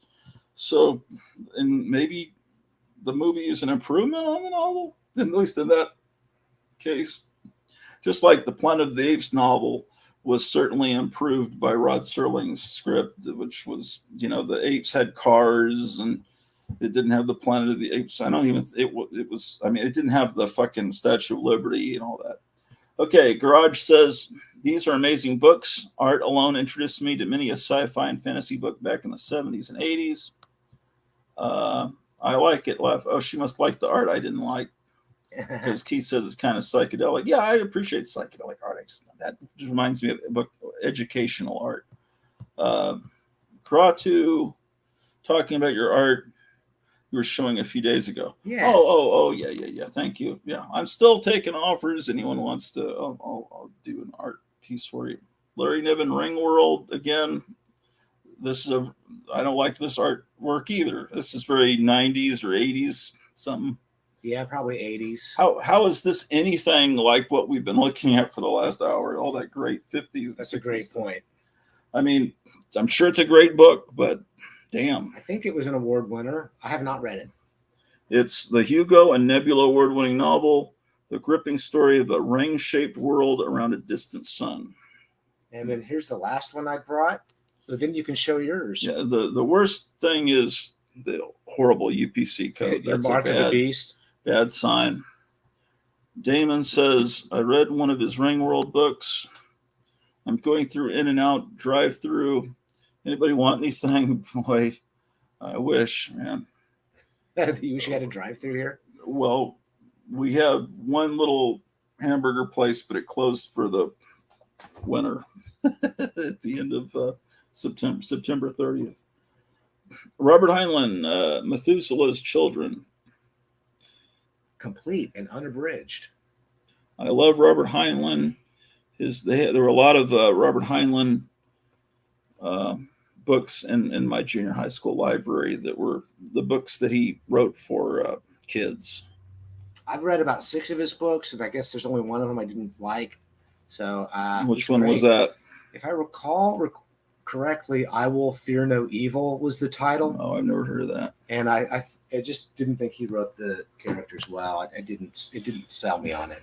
Double, please, with a cheese and a chocolate melt. Make sure you get the onions on there, and you can. There are fries. If you ask for them animal style, then they pour shit all over them. But and my wife likes to get it's a secret thing that's not on the menu. But don't ask for them doggy style, because you might forget and say, I like my fries doggy style. I'm my friend Tom. He had a guy that cut and styled his hair back in college. and he was friends with the guy. You know, they went out and drank and stuff, and so because he was, he called him up. It's he was trying to make an appointment to get his hair done. He wanted it to be blown dry, so he called him up and said, "Be coming in for a blowjob." He kept saying, "Yeah, I'll be in for a blowjob," and he says, "All right, Tom." He didn't want to embarrass Tom and let him know that he was saying it wrong. He's getting his hair styled and blown dry. He was calling it a blowjob. I thought Tom would have just done that to fuck with him. No, he did it accidentally, and the guy just like said, "Okay, Tom." Now this is new, made to look old. Well, no, if you look at it, it's a bibliography of the mysteries of ace doubles. Oh, okay. So they this don't have is a book on science fiction of ace doubles that I'm aware of. okay. So there are other people that are all into collecting the mystery, hard-boiled detective books from ace doubles, huh? Yeah, and like I wonder if the Tragedy in Trieste or whatever that title was might be here in the mysteries, where you're not going to find any science fiction titles in that book. But I want to tell you about this author, Sheldon Jaffrey. You want to make some announcements here? No, keep talking. Okay, so where is it? So Sheldon Jaffrey, he was a great pulp collector and scholar. Yeah. Oh, there you go. And I was very happy to meet him at a science fiction convention. And he told me about the Bowling Green State University magazine collection. And they have an amazing popular pop culture magazine collection there. Uh-huh. And so I even sent copies of my zines and publications, like little publications I made in the 1990s, so that they'd have a WorldCat holding. And if you come up with an extra copy of the Sophisticate, I'd mail it in, and then you could be part of their archive. There's a few of them. I'm trying to get them all together. And so Sheldon Jaffrey was the man, and I recommend his bibliographical works. He also had a pretty good sense of humor, from what I remember. Please go on. Well, the Sophisticate, I'm trying to make sure I've got them all, and some I might only have a few copies left, and I've got to be careful. And sometimes I printed different color covers, and so I want to keep. Yeah, I only have single issues of them. Do you have the original mechanicals, like the original artwork? No, I have some of it, but some of it no. And when I was doing the Shithorn, I was using rubber cement, but that turns brown and things fall off. So I stopped doing that, and I used Elmer's glue, and that it's just I used regular Scotch tape on mine. I'm sure it's discolored by now. Yeah. On your magazine. Yeah. I don't know, and I know I did a magazine called Sling Rave Corvette that was like the Sophisticate, but it was supposed to be for like cool girls. And I think I found the first. I thought I did a couple of issues of it. I've got to find it. Everything's in different boxes. I can't find shit. Hey, what are those going on over there? Are those yours? No, those are some of the books that these are us. We got some more books to look at. Okay. So Damon, you say I'm going to be sneaking some food into a movie later, trying to figure out what food or what movie. Because I don't think there's many good movies out anymore. All I remember about my junior high library is playing Star Wars with the newspaper sticks.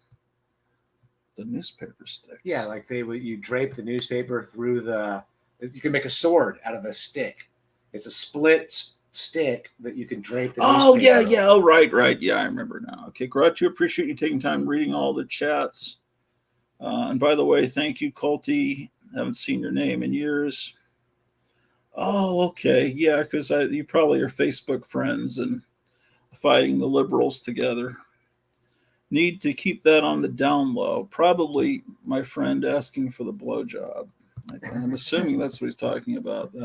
Hi, Tiger. That's hilarious. Grattu, do you have any shadow books? Yeah, I just saw one downstairs. The one from 1966. What I could probably do is go down there remotely with my phone and and I can become a guest on my own show and show you some of those books while he stays up here. I used to sneak in beer to the movies. Oh, my friend Tom Renoti and Steve Ite and myself in the 80s, we went to a theater called the Granada in Dallas that used to play. It was the most amazing repertory house. Mhm. And every couple of months, they'd have a Three Stooges festival. And they'd play all the classic Columbia Three Stooges films. And yeah, we would sneak in alcohol. I think his friend Paul Cowart went along once, and he was, yeah, we were laughing so hard at that shit. We were so, yeah. Damon, missing persons are great. Nice avatar. Yeah, at the time I was annoyed by them, and then later I realized, why was I annoyed by them? It's like after a while you realize the music you used to think was annoying is fantastic. Because you see what really shitty music. I mean, it's like you say, well, Richard Nixon was a horrible president.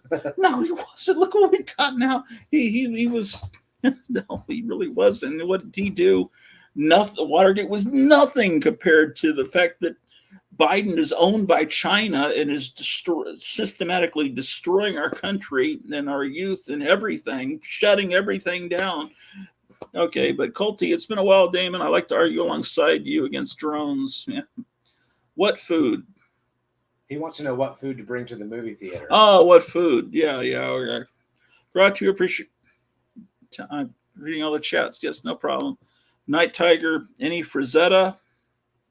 Oh, paperback covers? Yeah, I've got some downstairs. I'll show it here.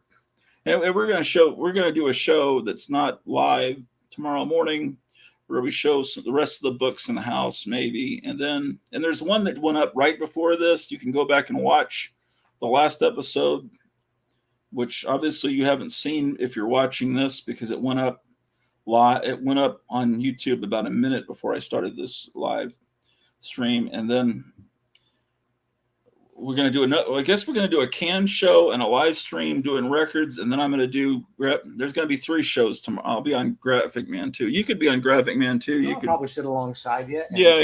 And tell you which of the comic book covers I like and which of the ones I don't. Well, I don't think they'd appreciate that. You don't. That one's shitty, man. Biden's ability to destroy everything like Godzilla is 10 out of 10. 10 for 10, yeah. Okay, here's some more books that he has duplicates of. Oh, you got duplicates of the one with Amy Winehouse. That's one I'd like to get, along with that. What was it? Sprue? Slan. Slam? Yeah, Slan. Slan, okay. Yeah, this one's great. I love this guy that's flying along like a superhero. That's fucking great. He's got a rocket launcher on his back. The Mind Spot, Fritz Leiber. How did you say it? I think it's Fritz Leiber. Leiber, okay. But if I'm wrong, I want to know.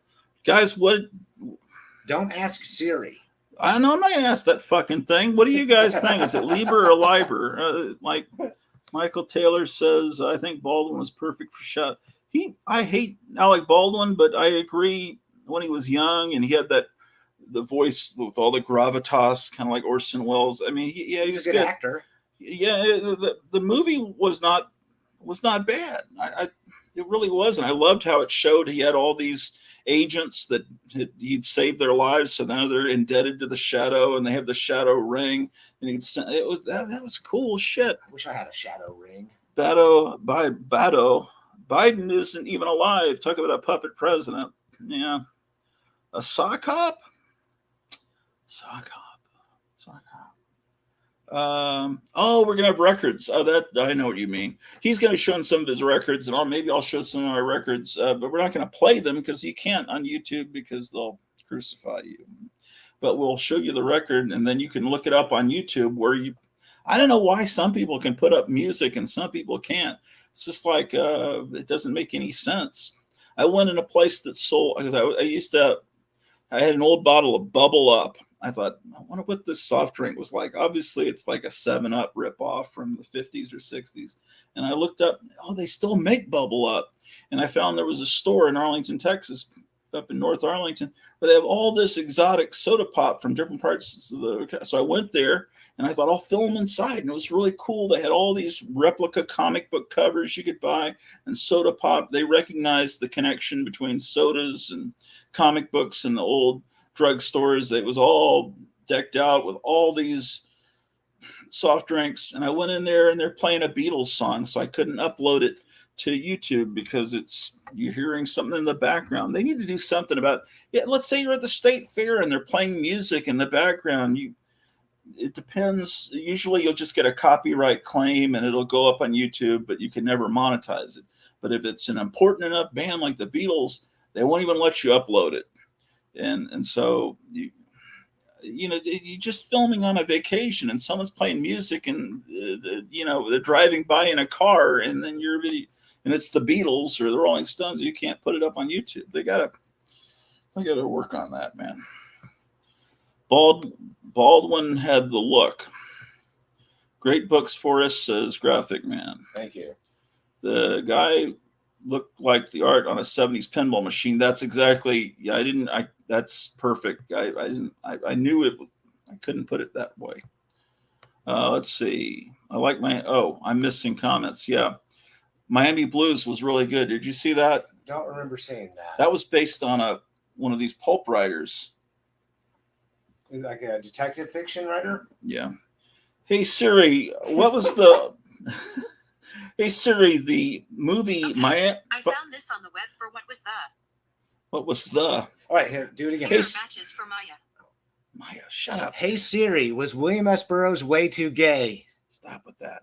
Seriously, you're going to get my channel taken down with that shit. No, you don't understand how powerful they are. They're gods, they're saints. You can't say anything about. No, seriously, don't. Okay, that's one of the big no-nos. Hey Siri, the movie Miami Blues was written by what author? Okay, I found this on the web for the movie Miami Blues was written by what author? Check it out. Check it out, dude. Okay, so it goes to Wikipedia, and then I can pull it up from there. It was Charles Willeford, based on the novel of the same name by Charles Willeford. Alec Baldwin, Fred Ward. It was a really good movie. I remember this was confirmed a great movie. I agree. I have not read Willeford, but I do know who you're talking about. There were movies that popped up in the 80s that were just amazing, like Miami Blues and The Reanimator and Terminator, and just movies that just blew you away out of nowhere, like The Stepfather, as I think it was called. There were just, I remember you'd go to, sometimes you'd see a movie and it was just, the second Rambo. It's just like, this is a class. Was the second Rambo just called Rambo? It was called Rambo First Blood Part 2, I think. Okay. It's the one where he goes back to Vietnam. The first one, he's in the United States fighting some policemen. I think the third one, he goes to Afghanistan or something. Fights with Al-Qaeda. Jason and Michael fight in outer space? I never liked slasher movies. I like classic monsters. I like the first Halloween. I never liked any Friday the 13th. I kind of like the 3D one just because I didn't live through the 3D boom of the early 50s. I've got a recommendation for you. Yeah. Halloween 3 1/3 by Damon Packard.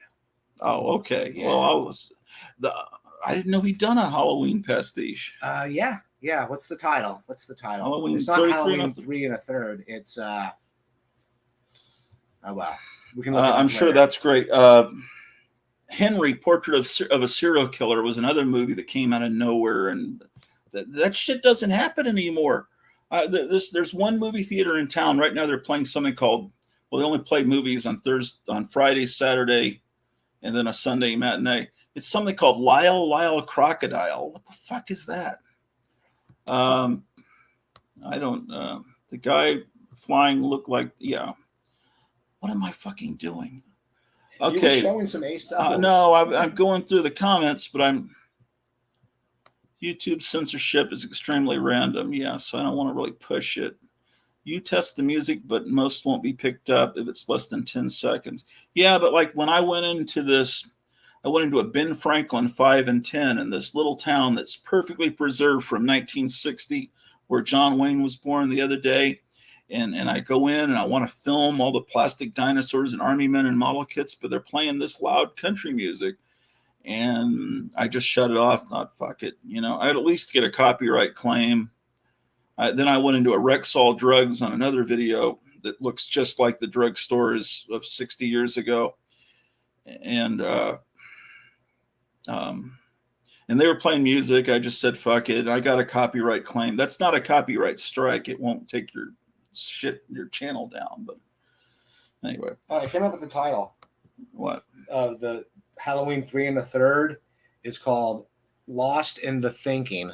Can you fix that? Thanks. Lost in the Thinking by Damon Packard. American underground filmmaker Damon Packard, who's in the chat trying to figure out what to eat, has long been carrying out a pitiless and very funny assault on the movie business, especially in the person of Hollywood's blockbuster triumvirate. Read all. Francis Ford Coppola, George Lucas, and Steven Spielberg. I think he has this big love-hate thing with Spielberg, like everyone. The saga continues in the form of, okay, yeah, I loved your trailer for Spielberg's new movie. You turned it into a Red Band trailer where everyone's beating each other up. Y'all cut up and saying the F word. Here, he's got a new comment. Oh, yeah. I just got to work through all of them. Jim Thompson. Oh, what did that say about Mighty Mouse? Mighty Mouse on the wall. 80s Return of Mighty Mouse was the best. Yeah, it was great, but not as much good as the original Mighty Mouse. He was originally called Super Mouse, but they got probably a stern letter. Tons of anti-narrative, anti-blank stuff on YouTube now as well. And it just depends on who it is. Yeah, you got away with a lot with that werewolf movie. I figure I better record that off YouTube quick before they discover and take it. They were really cracking down on that 2 years ago. Now, not so much. Yeah, because they realize now that it's all in L, that you can't say that 3-letter word. Gremlins. Law? No, last letter is E. Don't forget how great Revenge of the Ninja was. I didn't see that. Universal Soldier. Was that the one with the ski chase that was kind of like On Her Majesty's Secret Service? What was that one about the spy? Some actor, I can't remember his name. Hollywood needs to remember how great The Rocketeer is. Rocketeer was a great movie. Only 2 problems I have with that. One, they didn't make the girl character look like Betty Page. Secondly, The Rocketeer, it was a setup for a sequel that never happened, and The Rocketeer never gained full control of his rocket pack and behaved like a hero. It seemed like throughout the whole movie he was fucking up like the greatest American hero. I wanted, that would be fine at the beginning, but I want to see full-on hero action where he's in command, in control as the Rocketeer. I don't like the goof that I wanted to. It was a great movie. There's just 2 little things that bugged me at the time when I saw it back in the 1930s when I saw that movie. Packard's The Corpse of John Carpenter is to die for. Okay, cool. I need to see that. I like it. Yet another Halloween movie coming. Oh, yeah. Well, yeah, I saw. What happened to Jamie Lee Curtis? Is it true she was born with a penis and a vagina? I've heard that. It seems like she's done nude photography, so it seems like that would pick up. She's done nude scenes. I don't think that's true. Lost in the Thinking was kind of a thesis project for Drysdale Arts. Porky's. Oh, yeah. Well, that was 80s. That was a little earlier in the 80s when I was still in high school. I guess I'm thinking of 80s, like after I graduated high school in 83. Yeah, Porky's surprised. It was really funny. That was a weird movie because it's just something really weird about it. And it seemed wholesome and yet perverted. And it was, and then he goes on and does A Christmas Story as his next movie. That's fucking hilarious. They should put on the DVD From the Man Who Brought You a Christmas Story, Porky's Revenge. Hey, did you see The Party Animal? Is that it? Universal? No, I never saw a Jean-Claude Van Damme movie, Dolph Lundgren. No, it was okay. There was a movie just called The Soldier. Hey, ladies and gentlemen, here we go again. Yeah, don't worry about it. Hey Siri, was there a movie called The Soldier in the 1980s? Answer me, bitch. Okay, I found this on the web for Was there a movie called The Soldier in the 1980s? You never Check it out. answer me. You'd make me go read it myself. What kind of un-American shit is this? The Soldier, 1982, Cold War action thriller. Oh, it had Ken Wall in it. Yeah, that was a kind of a good movie, wasn't it? The Soldier. Remember this fucking thing? The Soldier with Ken Wall. Yeah, that's the one I thought you were talking about. I don't know. Jean-Claude Van Damme, I'm sure he's great. Agree 100% gratuitous about Rocketeer. It's not true. She's just a bit tomboyish. Who, what, where? Jamie Lee Curtis has that horse face. Oh, no, she was. Horse face? Yeah, she was pretty when she was younger. I mean, her husband's very talented, Christopher Guest, or at least he was back then. I was just going to mention Supermouse, says Michael. I like Bob Clark's Children Shouldn't Play with Dead Things. It's another great thing that the Christmas Story was also. I didn't know he made that. Yes. Kurt Russell. I'm not following the. Kurt Russell was an answer to. Kurt Russell was what? Are you lost in the chat? I'm lost in the chat. Yes, Kurt Russell was a great actor. I don't know. Escape from New York was another movie that was a surprise. That's when I was still in high school. Fast Times at Ridgemont High. The first goddamn Raiders of the Lost Ark. All the rest of them were nowhere close. That's the only really great one. And when I went to see that about 2 months before it came out, they had a preview showing of Raiders of the Lost Ark. Oh. I couldn't believe how great it was, but I told my mother, because I was too young to drive to the theater. She went with me. I said, this movie's going to bomb because no one's going to understand it. People are too stupid. They're not going to like this movie. And it turned out to be a huge hit. So my faith was redeemed. Gremlins was... I saw Gremlins with Ryan Johnson at a preview showing again a couple months before it came out, and it was unbelievably funny. We were dying laughing, and then when we saw it when it came out, it wasn't as good. They cut some stuff. Well, because you fill out the little cards. What do you like about the movie? And people, and they went back and re-edited the movie and heard it. It wasn't a shitty movie, but it was so great that if they could ever restore the original cut, because there's a scene where the Gremlins are getting drunk in a bar. And it was so funny. And there were scenes where the Gremlins did something malicious to another Gremlin, and then it would cut, and it was funny. And then they let the shot stretch out so you could get the reaction shot and the little double take or whatever. And then it just killed the joke. If they just cut it sooner, it was funny. And people must have said, we love that scene. And so let's make that scene longer. And it ruined it didn't ruin it, but trust me, the movie was better originally as it was. Tangerine Dream did the music. Soldier with Kurt Russell. I don't know. Bone Tomahawk. I don't know that one. I don't think I do. Gratu, New Planet of the Apes is announced. Will you give it a chance? I don't know what they're doing with Planet of the Apes. I'm sure they'll all be transgender apes. Close Encounters. Poltergeist was Alien was late 70s, but yeah. Cujo, well, I remember liking it, but it was not a movie that blew me away. Close Encounters was also 78. I recently read Cujo for the first time, and the ending is different in the book than in the movie. Yeah, because in the movie in Hollywood they gave it a happy ending, essentially, and the book doesn't end that way. And I noticed, don't you have a paperback of The Mist by Stephen King? No, but I love that movie. Yeah, so the movie has a very grim ending, but the story has a dash of hope at the end. Oh, really? Yeah. So it's funny how Hollywood would change the movie to make it grimmer for The Mist. Well, that originally I think was in black and white, because I think there's a cut in black and white that you can get on the DVD. I had that movie, and I don't know where it is. I think maybe I might have had to sell it in a desperate moment, because I thought, well, I'll just buy it again. But now DVDs aren't sold anymore because they don't want you. Part of the Great Reset, they don't want you to own anything. I guess you have to order everything from Amazon. Well, you too can buy a Jack Vance paperback that I have. Oh, this is that fucking. I might want to get this one too from you because I love this fucking horse. That's fucking hilarious. All right, so that's 3 books. So are you far, putting the ones on your stack? Is there a stack of 3? I got you a stack. 3 books? Yep, so far. That fucking horse, it cracks me up. Oh, this looks right out of what Destination Moon. Looks very Planet of the Dreamers. Inhabitants of another planet invade Earth by thought control. That's the classic 50s spaceship and the class rocket ship, yeah, and the classic helmet. And it's a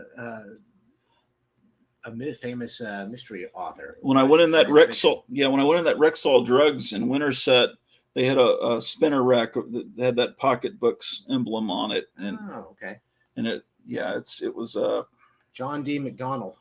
They hardly had any books on it. They said people don't buy books anymore, and I was just saying, are you going to get rid of that rack? And he says, no, I don't think so. And I said, well, it really does belong here because it's part of the history of that store. But if he had said, if you buy all the books on there, I'll throw in the rack, I wouldn't have had the money last week, but that's something I would have considered doing. There were a bunch of like John Grisham type books. Plant a seed and risk a planet of horror. That's kind of what Biden did. He planted a seed, by putting all those biochemical labs right on the border with Ukraine and Russia. Plant a little seed. Well, let's shut down a pipeline and see what happens. We'll create a planet of horror. Look what Biden's created. Well, hopefully I'll get a ray gun in the end times. See, he had a ray gun. So the Houses of Ism. Oh yeah, this one is not one you showed. It's not a D series. But I only showed D series. Oh, so you have a lot of Ace books back home that you didn't bring, yeah. But this is one you have doubles of. That looks like Spock. 3 planets vie for the tree of life. So you have another copy of this back home. These are not all your Ace books. Yeah, when you said Spock, let's look at the date and see. It's before Star Trek. It's got to be. It says 1964. If the D series lasted from the early 50s to the early 60s, what is the next series? Is it later 60s? Yeah, I think so. When did they stop doing these double books? I don't know a firm date, but I know they've had revivals over time. Okay. The Hidden Planet. Science fiction adventures on Venus by different authors. And so this one's not a double, but what's the price that's on the spine? I can't see. 35 cents. 35 cents, yeah. So they didn't make this one a double. What series is that? D354. Well, so it's not a double. That's why I didn't have it in that other collection that I showed you. Okay, people are mentioning some others. AT, yeah. Transition of the Planet of the... Oh, okay. So many greats. Got American Graffiti. Well, that was 70s. I mean, there were great movies that surprised you, but I was just thinking 80s. But yeah, absolutely. Saturn 3 with Farrah. I never saw that. I heard it was terrible, but I saw Saturn 3. Is it good? I liked it. Farrah was in Logan's Run too. Yeah, Logan's Run was a great one. Zardoz. I don't think I've seen Zardoz. It was all right. It was worth seeing. Yeah, a diaper is not a good look for Sean Connery. Or the hairdo. But, oh, yeah, that's right. I mean, I know all about Zardoz, but I don't think I've ever seen it. So I think that's the last one. Excalibur was another one that kind of surprised you in the 80s. To the Tombaugh Station. Was his spaceship haunted or only booby trap? Wow. So, yeah. I love Ace. And I have about 25 times more paperbacks at home than what we've seen here. And you have them stored in a bookcase spine out? Yeah. And then there's some places in other parts of the house that aren't curated. They're just, where they fit. I gave Damon a copy of The Left Hand of Darkness by Ursula K. Le Guin. Okay. Yeah, Ursula K. Le Guin wrote the... what was that? Earthsea books? No, I'm thinking it was turned into a TV movie shot on videotape for PBS. That was probably The Left Hand of Darkness. No, it was. I had the title wrong then. It was about a guy that whenever he dreamed, he changed the yeah. reality. He changed reality. So the psychiatrist thought, "Well, I'll make the world Lathe better." of Heaven. Lathe of Heaven. That's maybe that was a lot of Damon Packard. That was a fantastic. I love that movie. It was such a very clever. It's like an EC Comics kind of clever. The science fiction in EC Comics and was it really used clever. Dallas City Hall in one of the scenes. Yeah, you know, Logan's Run did the same thing. They went to the Metroplex, Dallas, Fort Worth, Arlington area to film the space age looking buildings and malls. Lester Del Rey, fuck the world. That probably doesn't mean fuck the world, does it? FTW? For the win. Okay. I read fuck the world. Don't the bikers have FTW tattooed on their arms? I mean, fuck the world. For the win. Lester Del Rey, fuck the world. He wrote a book in 1957, Badge of Infamy, where he predicted China releasing a virus from a lab, I better be quiet, causing worldwide in the early 21st century. Badge of Infamy. I gotta look. That's very interesting. Fuck the world, Lester Del Rey. Does anyone want to come on and talk about nerdy stuff? Here's the link one more time. If not, I'll go on, and I'll go. Someone wanted to see Frazetta books. Right, when somebody pops on here, how do I link on? What do I do? Oh, well, they'll appear here or here, but they'll be a little bit.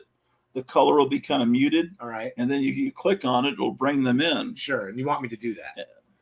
Yeah, you can. And then if you want to show a new comment, you just click on it, and then you click on it again, and it disappears from the screen. So now I may have to take a bathroom break. Go ahead and do that now, and I'll entertain them. All right.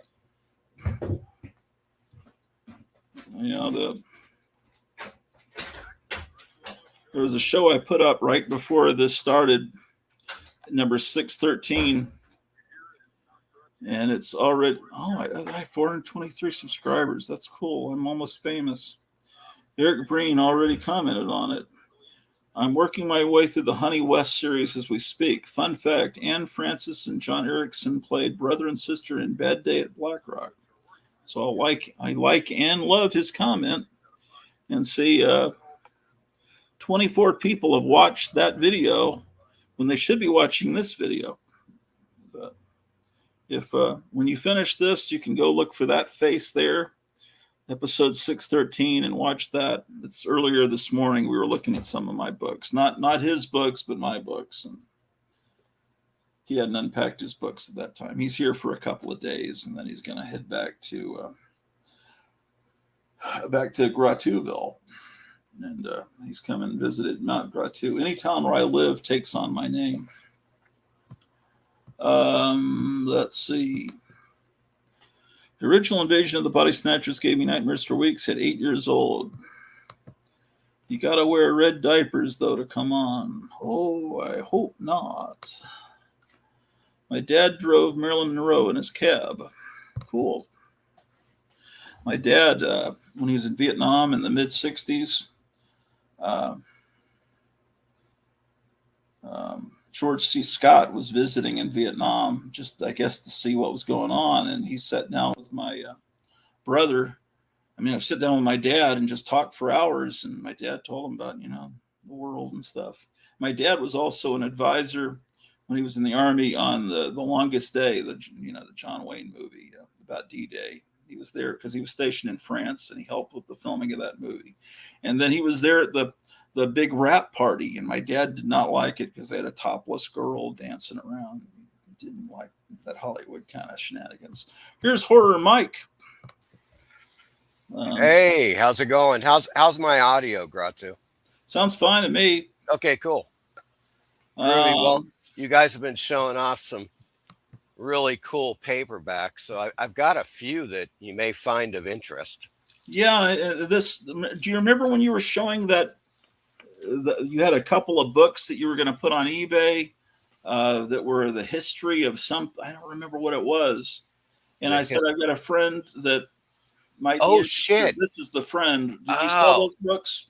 yeah, that was yes, I sold those. Yeah, that was the Weird Tales collection, the 5-volume Yeah. collection of weird tales from around the world. Okay. Yeah. Yeah. Well, I don't. You probably don't want to say how much you sold them for, in case Biden's people It, are it listening. it turned out pretty good. I actually it took a little while, but I got the price I was basically looking for. So Okay. that's Forrest, totally cool. this is Horror Mike. He's the guy that Oh was yeah, selling that Weird right. Tales We set. talked on the phone once. Hey, hey, We did? Forrest, how's Really? it going, Well, man? not on the phone. No, I was on the phone on your show. Oh, that's right. Yeah. Yeah. Yeah. He sold that set. Yes, Neat. yeah, it's cool. Check this out, gentlemen. This is the Ace edition of The King in yeah. Yellow. Let me Robert give you full Chambers. screen. Do you have that one for us? Yeah. Oh shit. It's kind of beat up, but man, do I love this book. What a great book. If you guys are probably familiar, there was the True Detective. I think it was the first season where they just kind of glossed over The King in Yellow. It was kind of a vehicle used in that series. I don't know if you guys are familiar Yes. with True Detective. They but, also plagiarized Thomas Ligotti in that. Yeah, yeah, that's and right. That's the I book heard that they about were that. plagiarizing was in its own way kind of a King in Yellow, because the King in Yellow, the stories say that this kind of insanity is communicable, that you can you go insane from seeing the play or reading the play The King in Yellow. Remember that? Yeah, And yeah. if you Well, read Thomas Ligotti's Conspiracy Against the Human Race, it will destroy your philosophy and like it's kind of like The King in Yellow. yeah, it is broken down into, of course, various parts, really.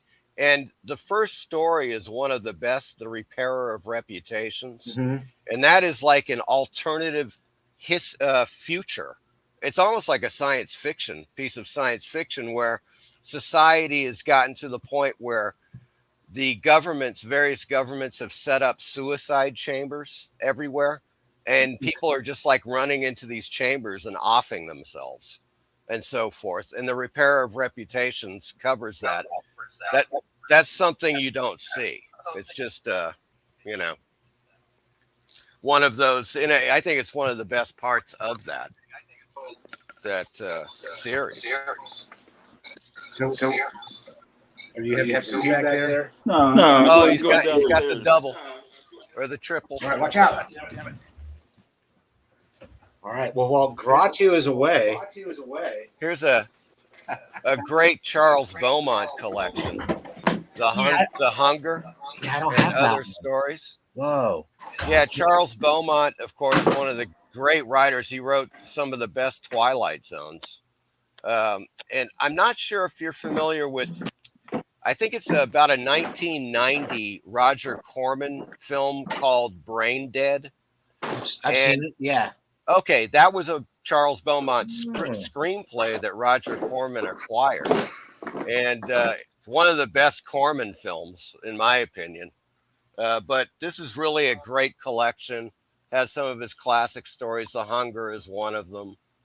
And, it's pretty shot, though, as you can see. It's seen better days. Is that like water damage on the back? Yeah. Well, it's just, I guess.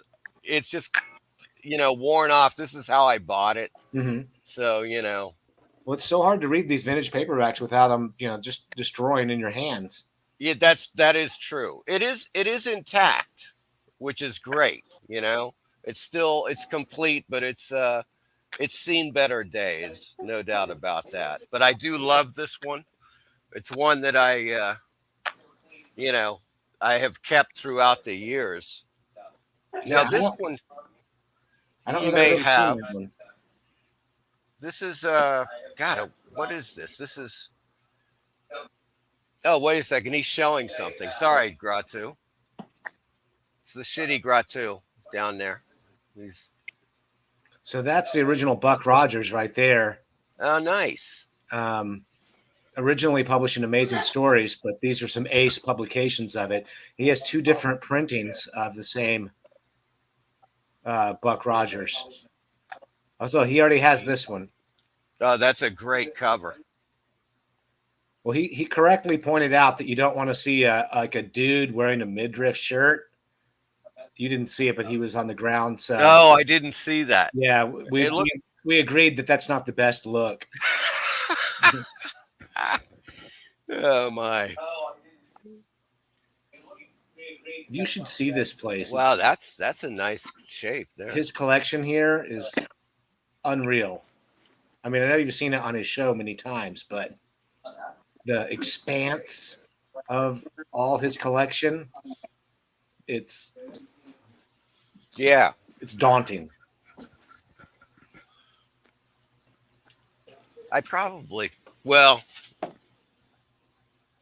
What else do you have there, Mike? Someone was asking.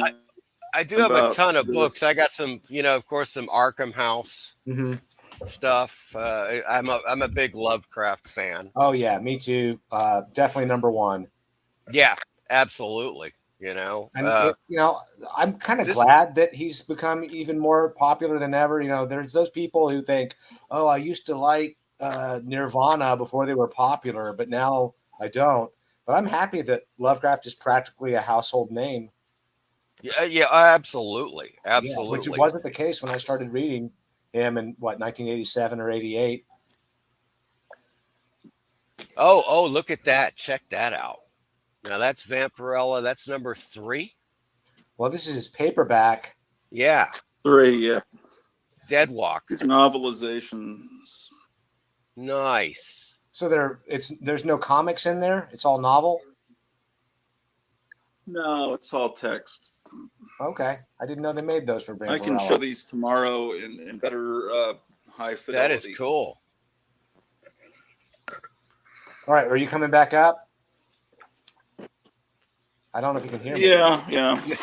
Okay. See, I don't know how all this gadgetry works. I wear a wind-up watch, and wish I had a carburetor running car. I didn't catch that last part of carburetor. I'm just saying, I wish that my car had a carburetor. It was an older car. I'm so sick of computers and all the gadgetry. I use computers every day like everybody else, but I'm not in love with them. What's the year of your car? Oh no! Right now I have a 2013 FJ Cruiser. I'm just saying, I wish that it had a carburetor. That it was a non-computerized car. They're all right now. Yeah, God, man. Really, essentially since the 90s, anyways. Yeah. Well, I've had plenty of antique cars, and I look to get another one someday. I just don't know what. Yeah, now, Gratu, did you see that Captain Strangelove video when he was showing that car? It was a 50s coupe. It was a Ford coupe that was for sale for 25 grand. In downtown Chicago, when he went to those shops and that magic shop and stuff. Yeah, it was right in that period, and it was a guy he's a mechanic. So he rebuilt the car. And he was selling it for 25 grand, which is really cheap considering it was totally in tip-top running shape, Yeah, I remember that. Yeah. What did he say there? Was the recent Brain Dead TV series from that author Charles? Oh, I don't think so.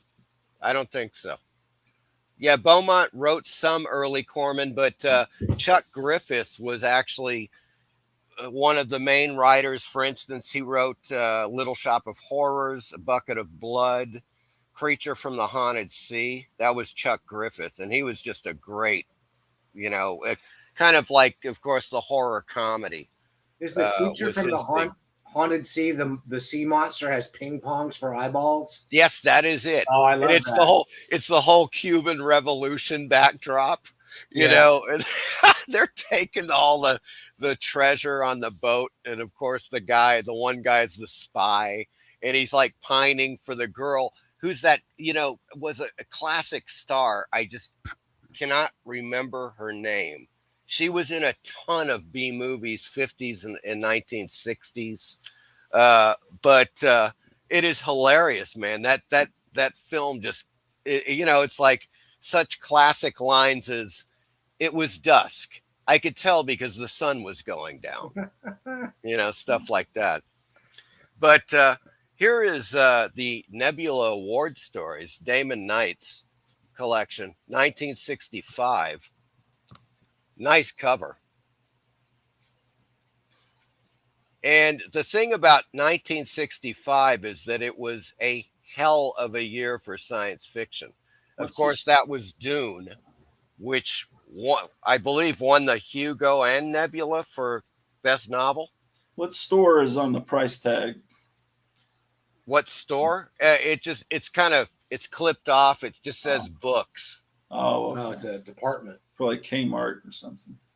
It could. Yeah, I don't know. But this has got some of the most incredible. It's just the year 1965 was just magical.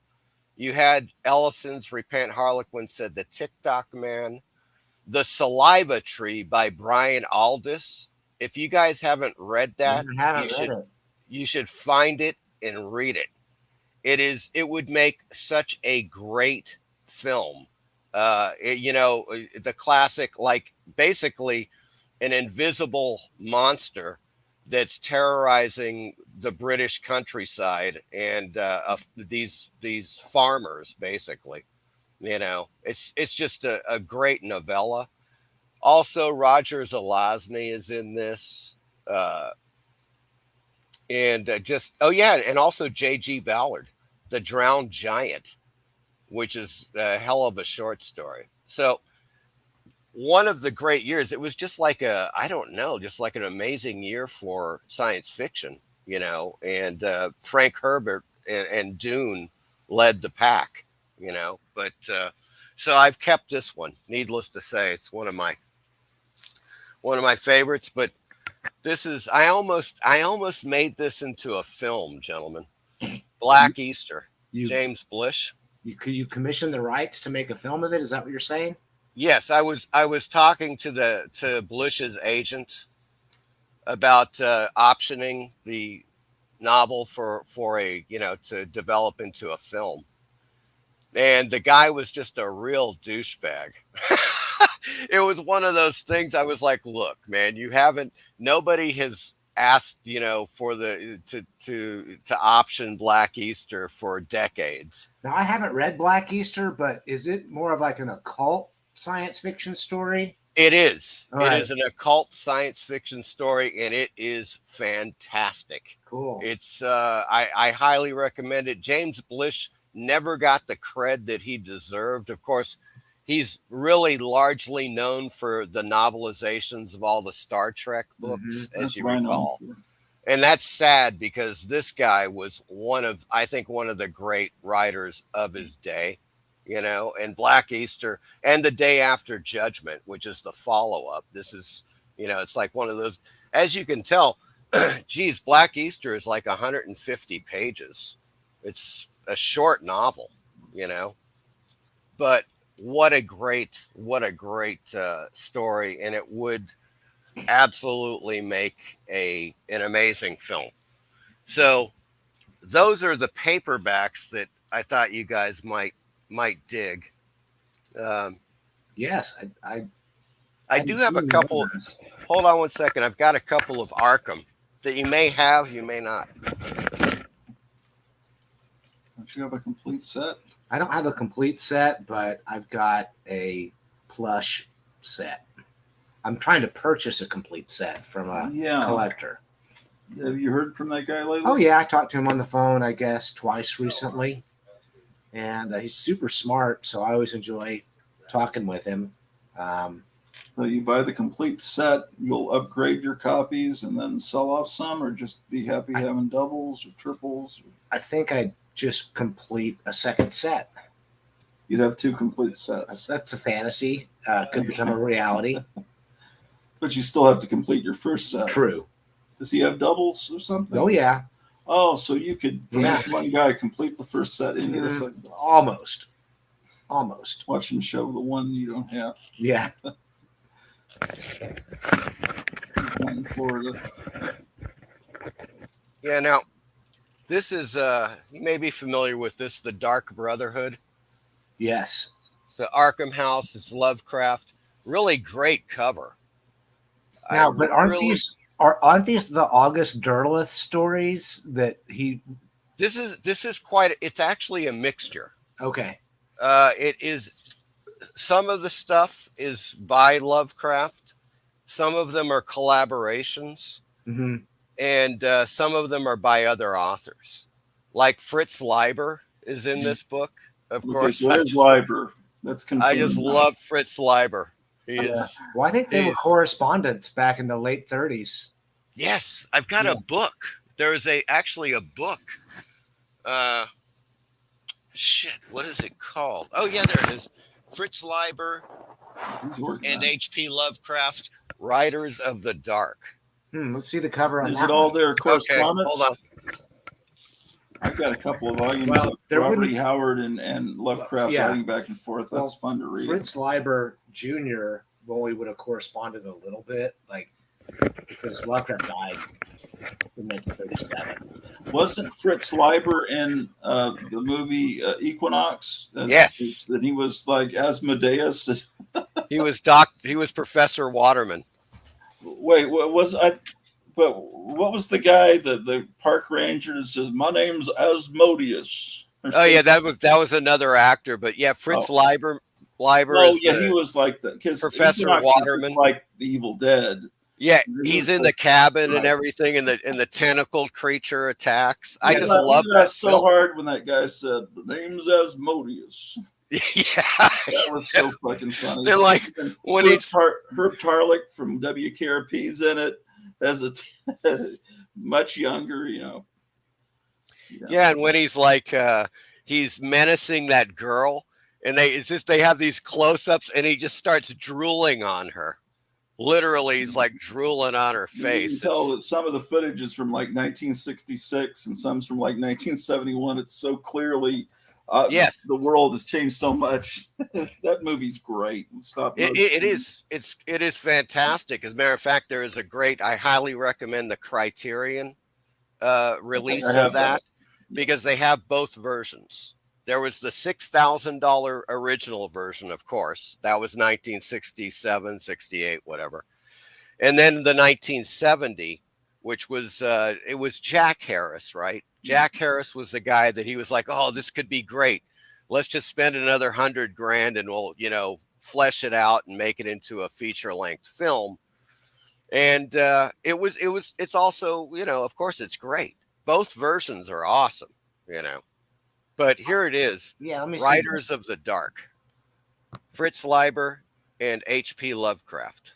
Now, is it their fiction or their correspondence? Yeah, it's also it's both. It's actually their. Let me take a look here. I'm sure that this is just letters. And yeah, it is letters. Gosh, I've got to get this because I collect Lovecraft letters books. Yeah, H.P. Lovecraft letters to Fritz and I guess it's Jean Kiel. How is it you don't Leiber? Have that book? I don't know. What's the publisher? It's Wildside Press. Go to wildsidepress.com. All right. So I am familiar with them. Aren't you friends with that guy? They're really great. Yeah, I wouldn't say I'm friends with St. Joshi because I met him just once, but I'm a super fan of St. Joshi. And yes. I've written back and forth with him a little bit over the years. I hope he thinks of me in a friendly way, but I don't know that we're, friends. And he's the worldwide expert on Lovecraft. Yeah. Oh, he is. Yeah, as a matter of fact, there is a great documentary called it's a Lovecraft documentary, and it's like something like Fear. What the hell is it? Shadows of Fear, something like that. Where Joshi is in there, Guillermo del Toro is interviewed, a bunch of people talk about Lovecraft and so forth. And it's a great documentary. It's on Tubi. I know that. So if you guys are interested, it is a fantastic documentary on Lovecraft. This is now, as I'm reading the contents, it has stories and poems by Leiber. It has essays by Leiber. And of course, wherein Leiber is talking about Lovecraft, and of course, the letters as well. How thick is the letters section? Because I don't think they would have corresponded much before it's only like 60 pages. Oh, that's more than I would have guessed. It's a good. I probably have those letters printed in the Hippocampus Press editions. Yeah. Well, it's great, man. Oh my God. I'm going to have to reread this now that I've brought it. It's been a few years. Well, I try to read Lovecraft letters all the time. And how Lovecraft was one of the great things when he writes his letters, he talks about, of course, because he was dirt poor. The guy just died dirt poor. He died of stomach cancer because he ate bad canned food. He was so poor. And so he would, like in his letters, he would type out these or write out these, like his budget and like how much he paid for food and stuff. Like cans of beans and cans of beans. Right, exactly. Because he was just, Have you read his letters about his ice cream eating competitions with his friends? No. They would go to an ice cream parlor and try to sample as many flavors as possible and have a competition among their buddies to who could eat the most ice cream. Oh my God. Because Lovecraft wasn't about to do it with beer. This one, now this is also Arkham House. This is Dreamer on the Night Side by Frank Belknap Long. Yeah, I read that one, and it was kind of an antidote to the L. Sprague de Camp Lovecraft biography that.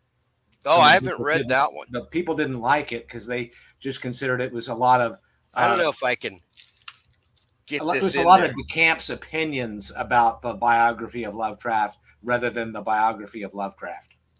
Okay, that's not too bad. Check out Lovecraft in the middle there, and Long is on the left. And that's probably James F. Morton. Yes, you are right. I knew it. At the Edgar Allan Poe cottage. Yeah. You got to read the letters with Morton, because Lovecraft will go through these voice changes where he'll do like an Italian voice, a Jewish merchant voice, and then, do all these different gimmicky kind of slang sentences, and just one after the other. It's very funny to read because his sense of humor comes through in his letters, not in his fiction. Yes. Yeah, absolutely. And what was that? What was the society that they formed in New York? It was like the Climb Low or something. The Cayman Society. K-Low. Yeah. Something like that. Yeah, it was their initials of their first two letters of their last names. Yeah, that's right. Well, the problem is that they would change the name of it if new members got in. So they keep adding two letters. So I can't remember exactly what the acronym was. Yeah, I keep wanting to say Cayman, but this book has got a ton about his time in New York, his time hanging out with the society and so forth. Of course, with his wife and everything. Yeah, she was there.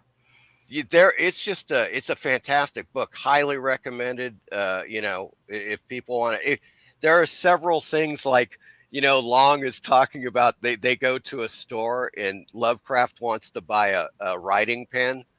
And it takes him like 2 hours to pick out a pen, and he's like, he's describing the pen and like what it must do, and how it had to have a great flow. It had to flow exactly very easily. Exactly, and Long is just like, what the hell? What are you doing? Yeah, back when he would accuse Long of being a Marxist. Yeah, which I'm sure Gratu Orloff could tell us more about. Do you think Frank Belknap Long was a Marxist? I don't know all these names, guys. Here's another Arkham House, Arkham's Masters of Horror. That's probably one of their last books. Yeah, this is relatively new. I Yeah. bought this several years ago, and it's probably still available. But this has got, of course, I mean, it's just E. Hoffman Price, of course, Frank Long. You've got Howard Wandre in this, Ray Bradbury, Ramsey Campbell, you know, of course, August Derleth is in it, Clark Ashton Smith, Robert E. Howard, The Valley of the Lost, which is an essay. Apparently, or no, he prefaces it with an essay. Oh, That's the thing. Robert Bloch, The Bat is My Brother. It's kind of a classic. So in any case, it's just a lot of people that got published through Arkham House and some of their best stories from Arkham. I really like that one. This one is yet another relatively new version. Now you've seen, you can find the horror in the museum, in like on eBay, like original, back in the day, whatever, 1960s, 1970s. yeah, I think it's around 1970. Yeah. Yeah. And they're not that expensive, really. But I picked this up several years ago directly from Arkham House. And this has just got some awesome. The best one in there is Out of the Eons. I think that's kind of the best Cthulhu Mythos story. Yeah, Out of the Eons is in this. It's also, of course, The Mound, which is fantastic. The Curse of Yig, which is just a creepy as hell story. Now, just to let people know, this is primarily Lovecraft either revising or completely rewriting other writers' stories. That's the gist of this book. So a ton of these stories, like Winged Death, he revised for Hazel Held. And I have the original Weird Tales 1934 pulp magazine. All right. Of which that story came out, was published. And it's a great story. I mean, Lovecraft, of course, almost any writer of sound mind would have given their story to Lovecraft to revise it. There's no doubt about it, because the guy would turn it into a memorable tale. Well, only if it was in the subject that he liked, because he had to revise, poetry and things he didn't care about. Yeah, there's a couple of stories in here that just you can tell that he was just kind of winging it. You know what I'm saying? Like he was like, well, I could use the money, as opposed to something that he was really into. He got to where he hated doing that revising work. Is there a way to see the original manuscript before he worked on it and how he changed it? Different authors would have different methods. So yeah. Yeah, there are some of those, Gratu. There are some instances where you can see, like, for instance, Hazel Held, would send him a page or 2 pages, and then he would turn that into 10 pages. So he would essentially just take the story and rewrite it, and that was one thing about Weird Tales, is that the guy, he was so popular. The publishers were like, look, we can't put your name on every issue as it comes out. And they could have easily done that. They could have had a story in every issue. And so what happened is that he had, I think, further luck with the fact that he was revising all of these stories, because the Hazel Held story, for instance, Winged Death, it's got Hazel Held's name on the cover. So people aren't like, oh God, it's another Lovecraft, which is what we really want. Well, right. I think the publishers were kind of missing the point there. Definitely. I think the readers would get burnout, or they were afraid they'd make him into too big a star and then they couldn't afford him. Both. Well, who knows what goes through warped publishers' minds? I don't know. Do the latter. Well, Farnsworth Wright was kind of capricious. If you send him a manuscript, he rejected it. You just wait 6 months and send it again, and he'd accept it. Based on what he ate that morning. Kind of. Or what he needed in the magazine that next month. Yeah, the horror, the story, The Horror in the Museum is quite good, too. I forget. Medusa's Coil was really great. And that was Zalia Bishop, who published a lot of stuff. Yeah, God, she also did The Curse of Yig. Are you afraid of snakes? Am I afraid of snakes? You, poor Mike, are you afraid of snakes? No. Okay, because I wondered why you said The Curse of Yig was such a creepy story. Well, it's just creepy as hell. Okay. I mean, God, it's that. I mean, I don't want to give it away if people want to read it, and I highly suggest if anybody But wants to check if out somebody some. was afraid of snakes, they'd be more afraid of that story. Yes, that's true. They would even be more creeped out. Are you kidding? Yeah, I mean, just the fact that the woman in the, asylum, quote unquote, you know what I'm saying? I'm not going to give away much, Okay. but oh my God, that is just a terrifying little tale. Yeah, okay. So the horror in the museum, which is a great one. Okay, wait a second. What the hell's going on? Like turn my eye. Oh, there it is. Yeah. Okay. So Hazel Held. Yeah, it's yet another Hazel Held story that he revised, the horror in the museum, which probably was the best of the Held stories that Lovecraft revised. And it's quite good. It's very visual. It's suspenseful. Once again, it's creepy.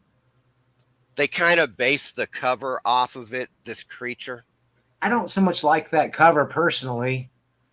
It just... Yeah, it's a little... It didn't do it for me. Well, what I see there is something... I'm not a very good artist, and I think I could probably do something better than that. And that's how I base my standards of art. Yeah. If it should be something that I couldn't do. Well, and also, guys, what you have to remember too is that when people trying to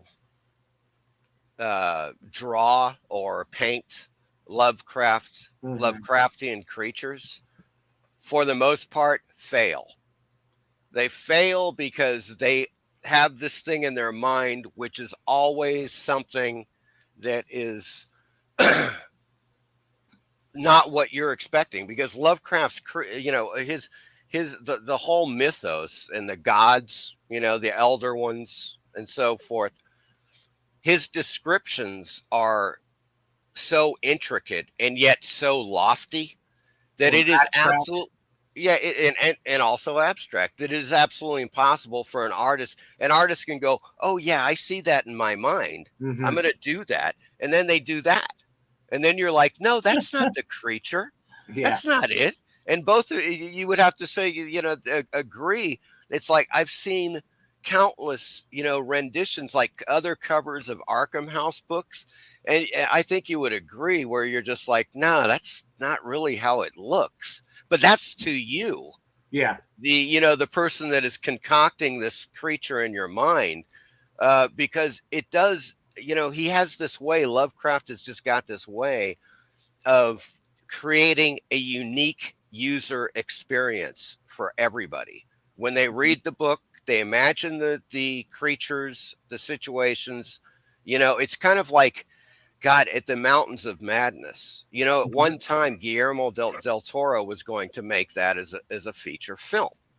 That was a long-standing rumor, yeah. Yeah. Oh, he had already been working, doing pre-production sketches and stuff, on it, and he really wanted to do it. The problem was that nobody was going to give him $100 million for such a... I mean, if you read that novel, it's not mainstream. It has nothing to do with any mainstream sensibilities. It's all about archaeology. Yeah, well, it's archaeology. It's also like these guys are like going through this labyrinth of this ancient civilization, right? For like, I don't know, 80 pages. They're just like walking in there, and they're looking at all the stuff. Nothing in particular happens for a long span of time. But when you're reading it, the sense of dread is impending. It's just always creeping up. You know things are going to happen, and you get that sensation. Translating that to a film, to me, it's just like another God. It would be a challenge, but if with the right person, it could be done. Yeah, it could as be you done said, reasonably well. $100 million. For you'd have to have 100 million. Oh, easily. Good Lord, man. Just the setting. Uh, it would be a hell of a thing. But man, what a movie it would make. I mean, then you have, of course, Stuart Gordon, Mhm. who did his best for just a few $1 million, and I think he did a great job. I love those. I love the Lovecraft adaptations of Gordon's. Most I of this think, stuff was good. Yeah. yeah, Dagon Yeah. just blew my mind. I loved that film. He did that right. It was, of course, mostly Shadow over Innsmouth, but Well, and they sexed it up some, but that's what they Yeah. have to do sometimes. yeah, exactly. Yeah, and that's Stuart Gordon, man. I mean, it's like Reanimator. I mean, he kind of went over the top Yeah. with that film, but still, it's like totally enjoyable. It's like an entertaining film. It really, it was kind of during that period of time, it was a landmark film in horror. There's no doubt about it. It was just part of that mixture, the 80s filmography, including like Return of the Living Dead. Well, with practical effects, practical special effects rather than computerized special effects. Yeah. Oh yeah, absolutely. Yeah. Before there's look, CGI and horror do not mix. They never, it just never does, anything. It's like today you can watch a film, and if it's a new film, odds are when somebody gets shot, or I don't know, if their arm gets ripped off, it's CGI blood Right. spurting out, and it should just see- looks really bad. You should see a movie that's kind of a Lovecraftian movie called The Void. I think it came out about Yes. 5 years ago. And Yep, it's mostly great film. practical effects. There's a little bit of CGI. I think at the end, if I remember, then they go into the other dimension. But the monsters are all real puppetry and real blood, Yes. real fake blood spurting. Yep, practical effects, Yeah. animatronics. And then there's Really another great story, really Lovecraftian creepy. movie that's not a gory horror movie. It's a science fiction movie called The Endless. And it's a cosmic horror movie that's very light on the horror. The Endless. And it has a kind of good acting, I thought, and a plot that was good. And people don't know about it because it's kind of low key. It's not. Is that about those two brothers? Mm-hmm. Yes, yeah, I've seen Yeah, that. The That Endless. was good. That was a good flick. And it wasn't really a horror movie, but you could see it was a Lovecraftian movie. Yes. Now, what was the film? Remember that Lovecraft adaptation, and hardly anybody remembers it. Every time I think about it, I really liked it too. I thought it was a really good.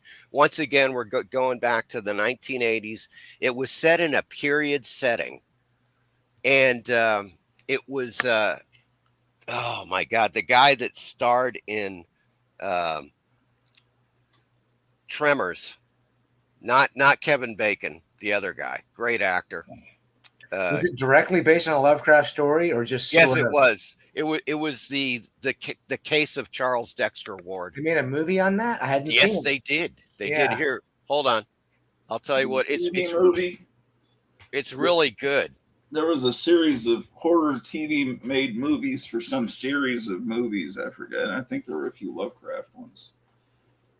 Well, this sounds like it would be a full-length 90-minute movie if it's the. Well, these were full-length 90-minute Oh, movies, okay. but it's part of a series of horror movies done by different famous directors, I think. Yes, it's called The Resurrected. Okay, I did see that.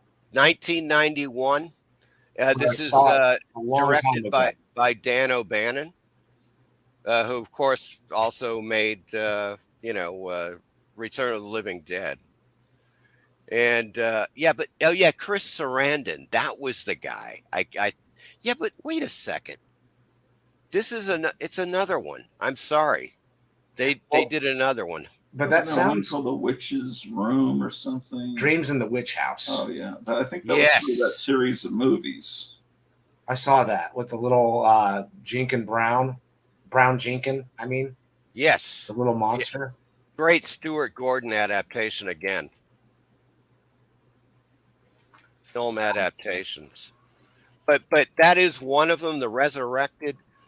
But I'm kind of, there's one that's actually quite good. Yeah, there's The Resurrected, but it's not that. Okay, because I had seen that one a long time ago, and I can't say I remember much about The Resurrected. But you say there's a different Charles Dexter Ward. Yes, there is. Okay. Yes, indeed. It's just not in here. The heck.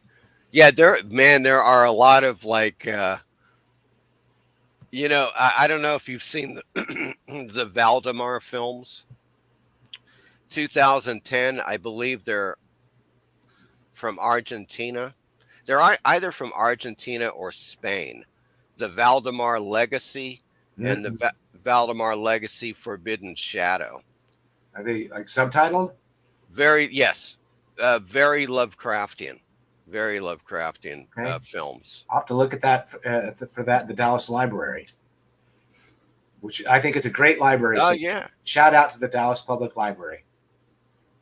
I think they still have card Now this is catalogs just here, really ridiculous. which I think is cool. Yeah.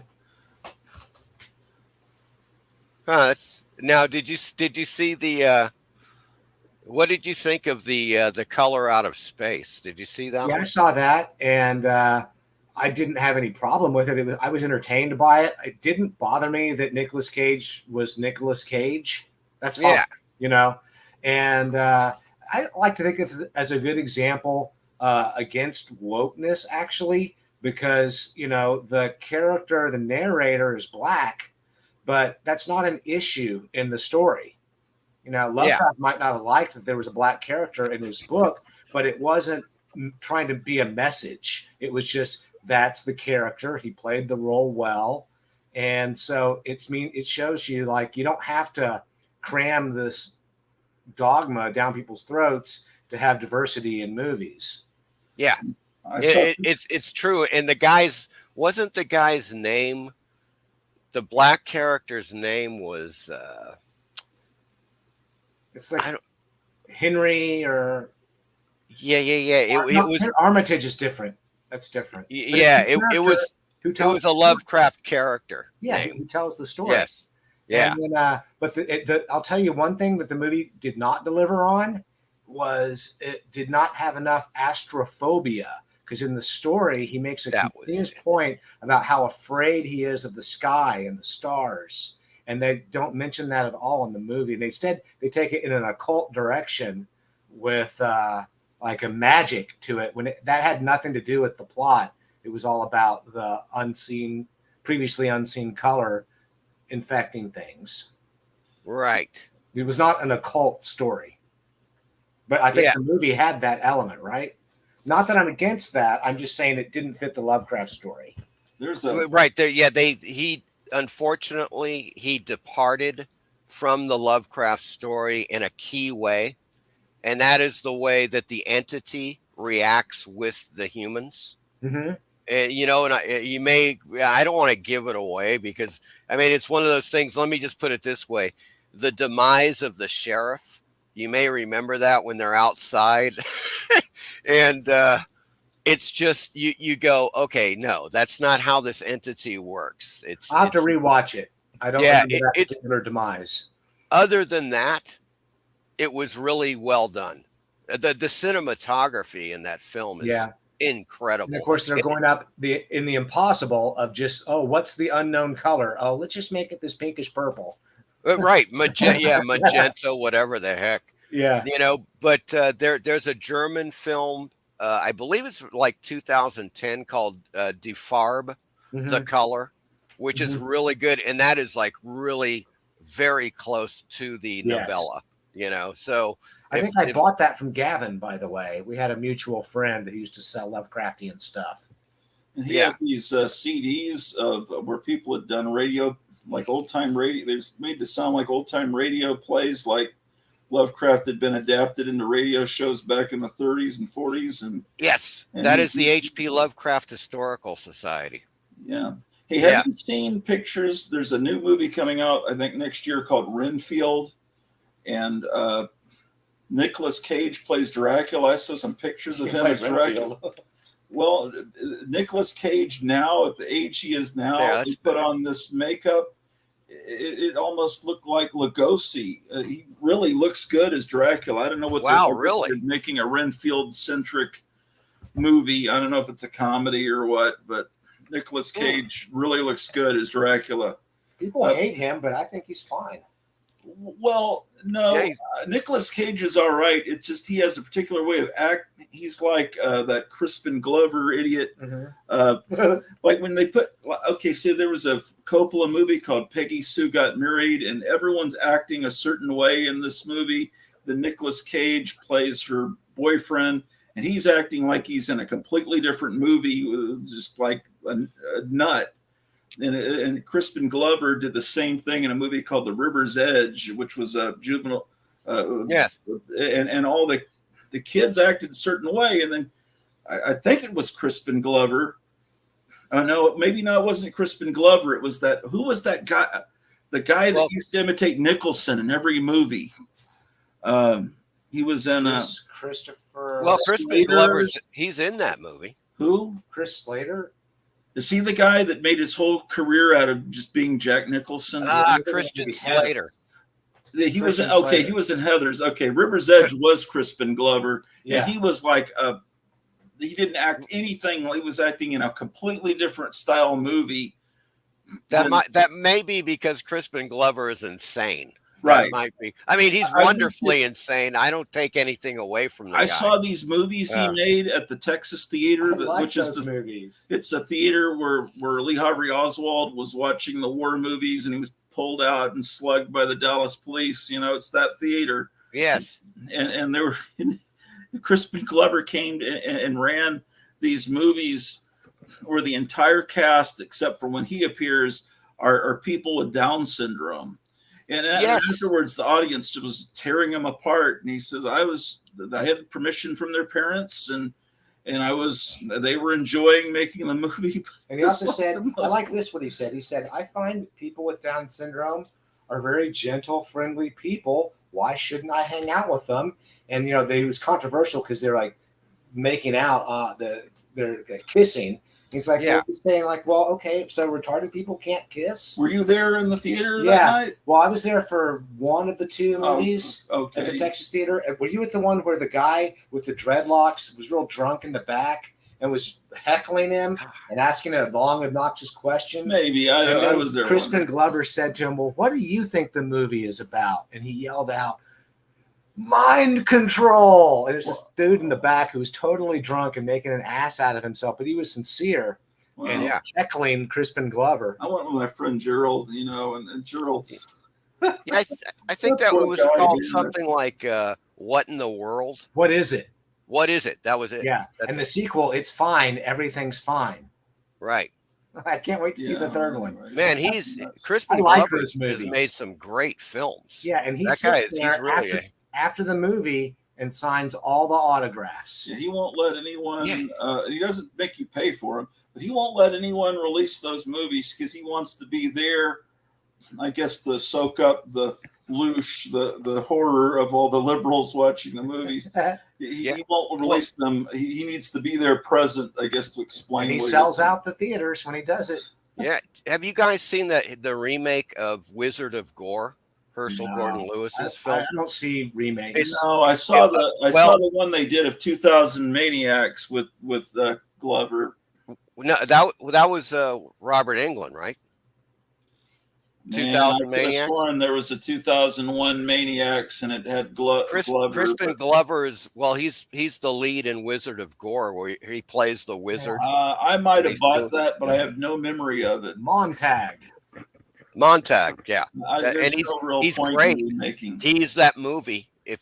Man, you got to check it out because he is so freaking awesome in that movie. I just remembered a question. Oh wait, how many people are watching now? 9 people. 9. It comes and goes. Okay, I had a question. If we get a lot more people, we'd like to get a better sample than just 9 people. Yeah, it only went up to about 13. 9 is good for. Okay, well, I'll save my question for tomorrow. Famous. What is your question? Maybe someone could be thinking about it. I'll save it for tomorrow. The film I was talking about was Cast a Deadly Spell. Someone said that in the comments. I saw that. I didn't like that movie. That's 1991. That is that period piece with Fred Ward. You liked that one?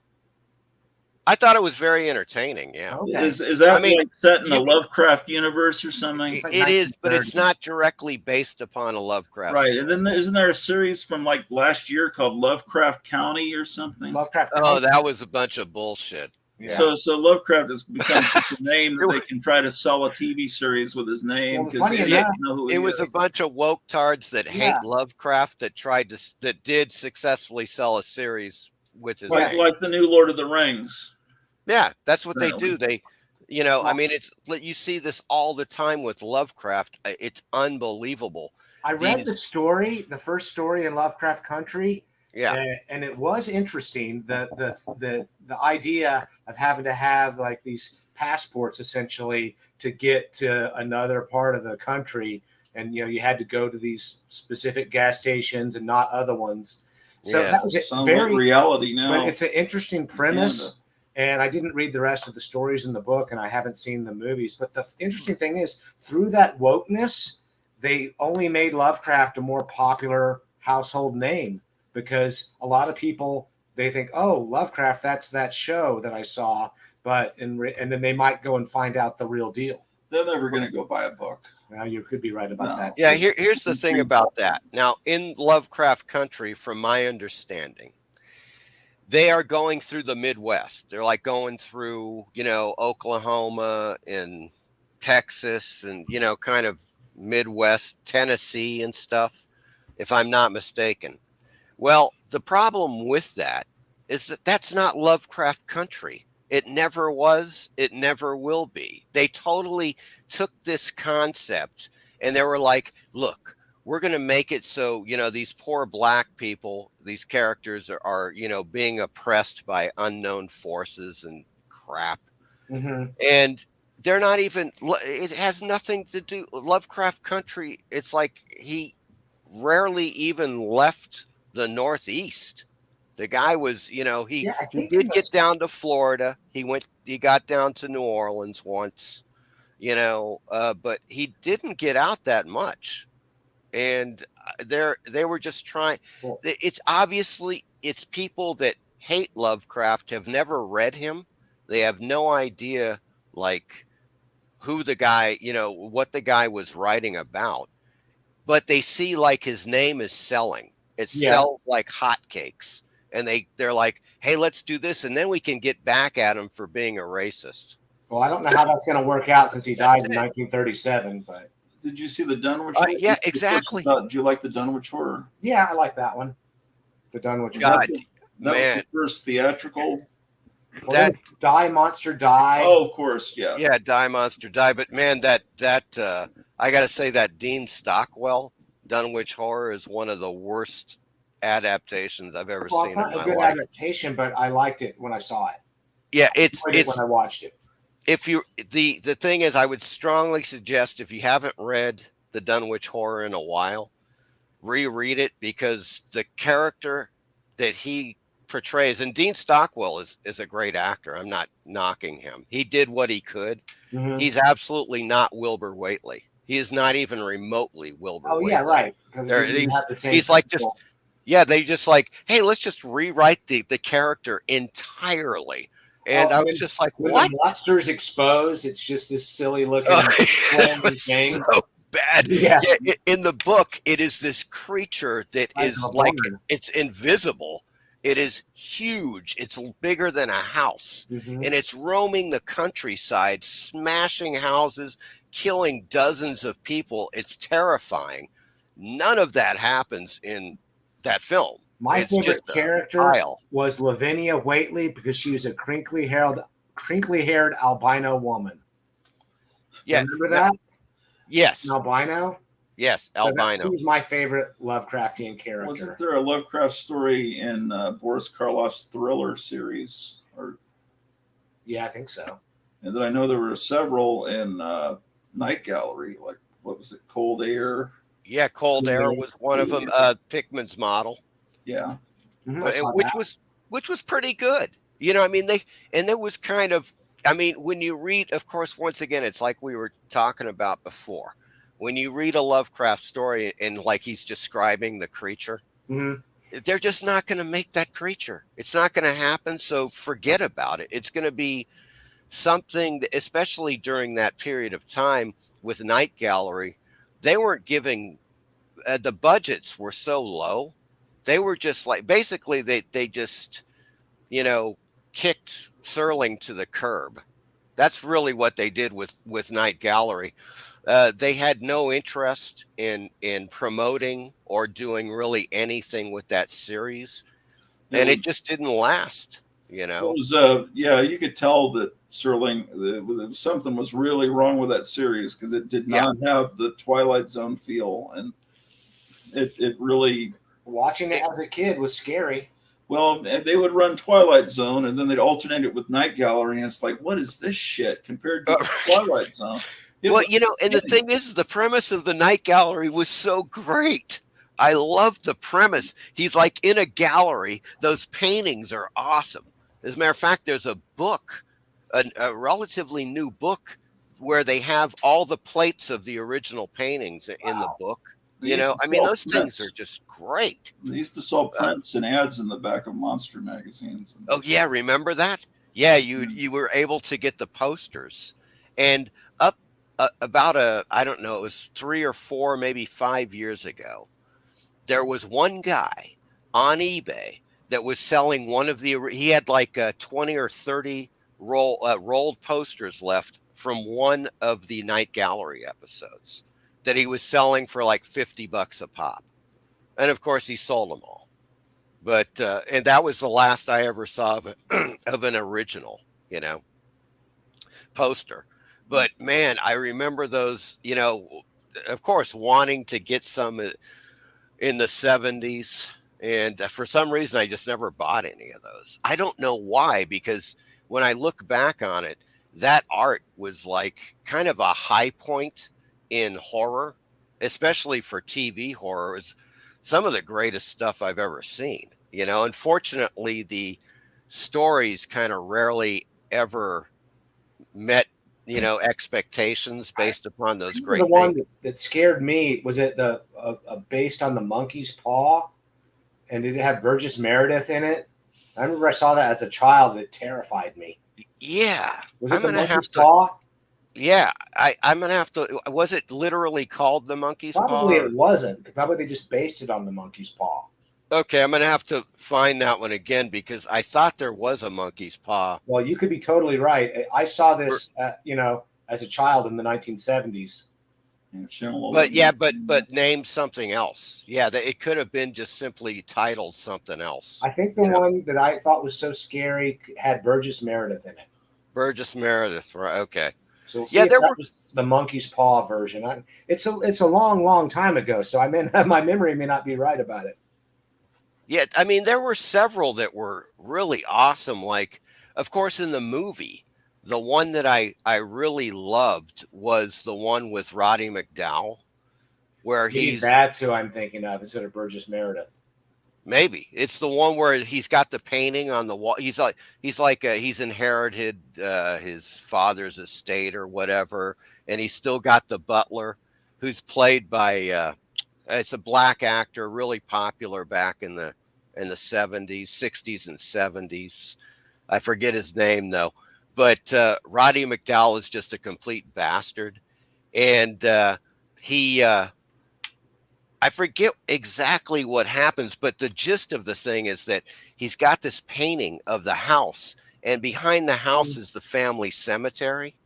Yes. and he sees his dead father getting out of the grave. Coming up the steps. And it's like, but it's like every day it changes or Yeah, something. that's the Like, one. So and it's coming closer.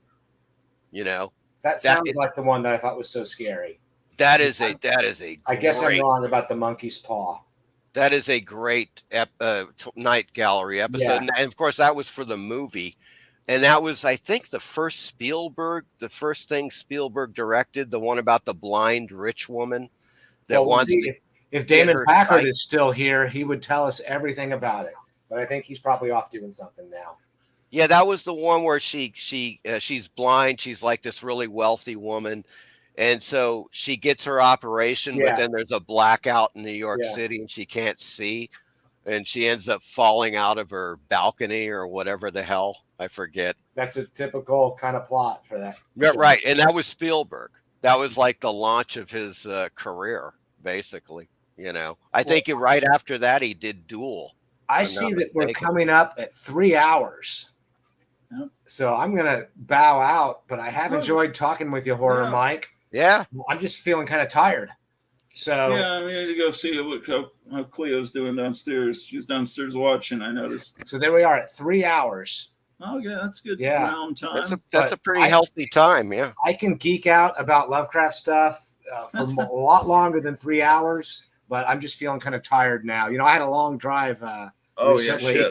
It's over 11-hour drive. Boris Karloff's thriller and possibly Lovecraft. Okay. Are we? Are you going to be on the Four Color Fossil show tomorrow, Horror Mike? That's always a mystery, Gratu, because if it's loaded, then I can't get on. So If there's too many people trying to get on, you mean? yeah, if he's got like, because I think his limit is 8 or 9, that people sounds at a time. So Well, I just want to say to everybody out there that's not in Mount Gratu that this place is like a mecca for all the things that you love now that he's moved here.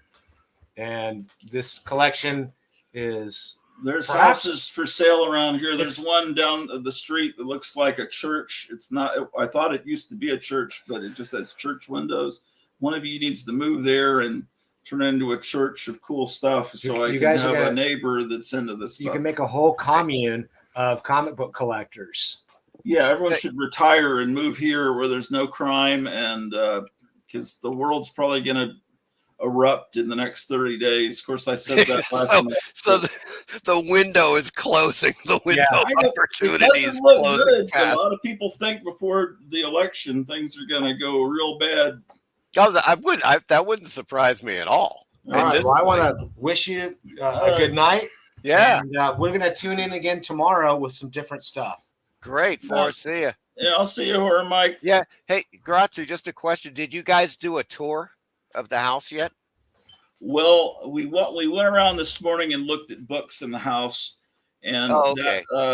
that video took about 6 hours to upload, and it's up now, so you can see that one. It has a picture of like a Big Daddy Roth looking monster. I don't know what movie it's from, but just look for a big brown smiley face.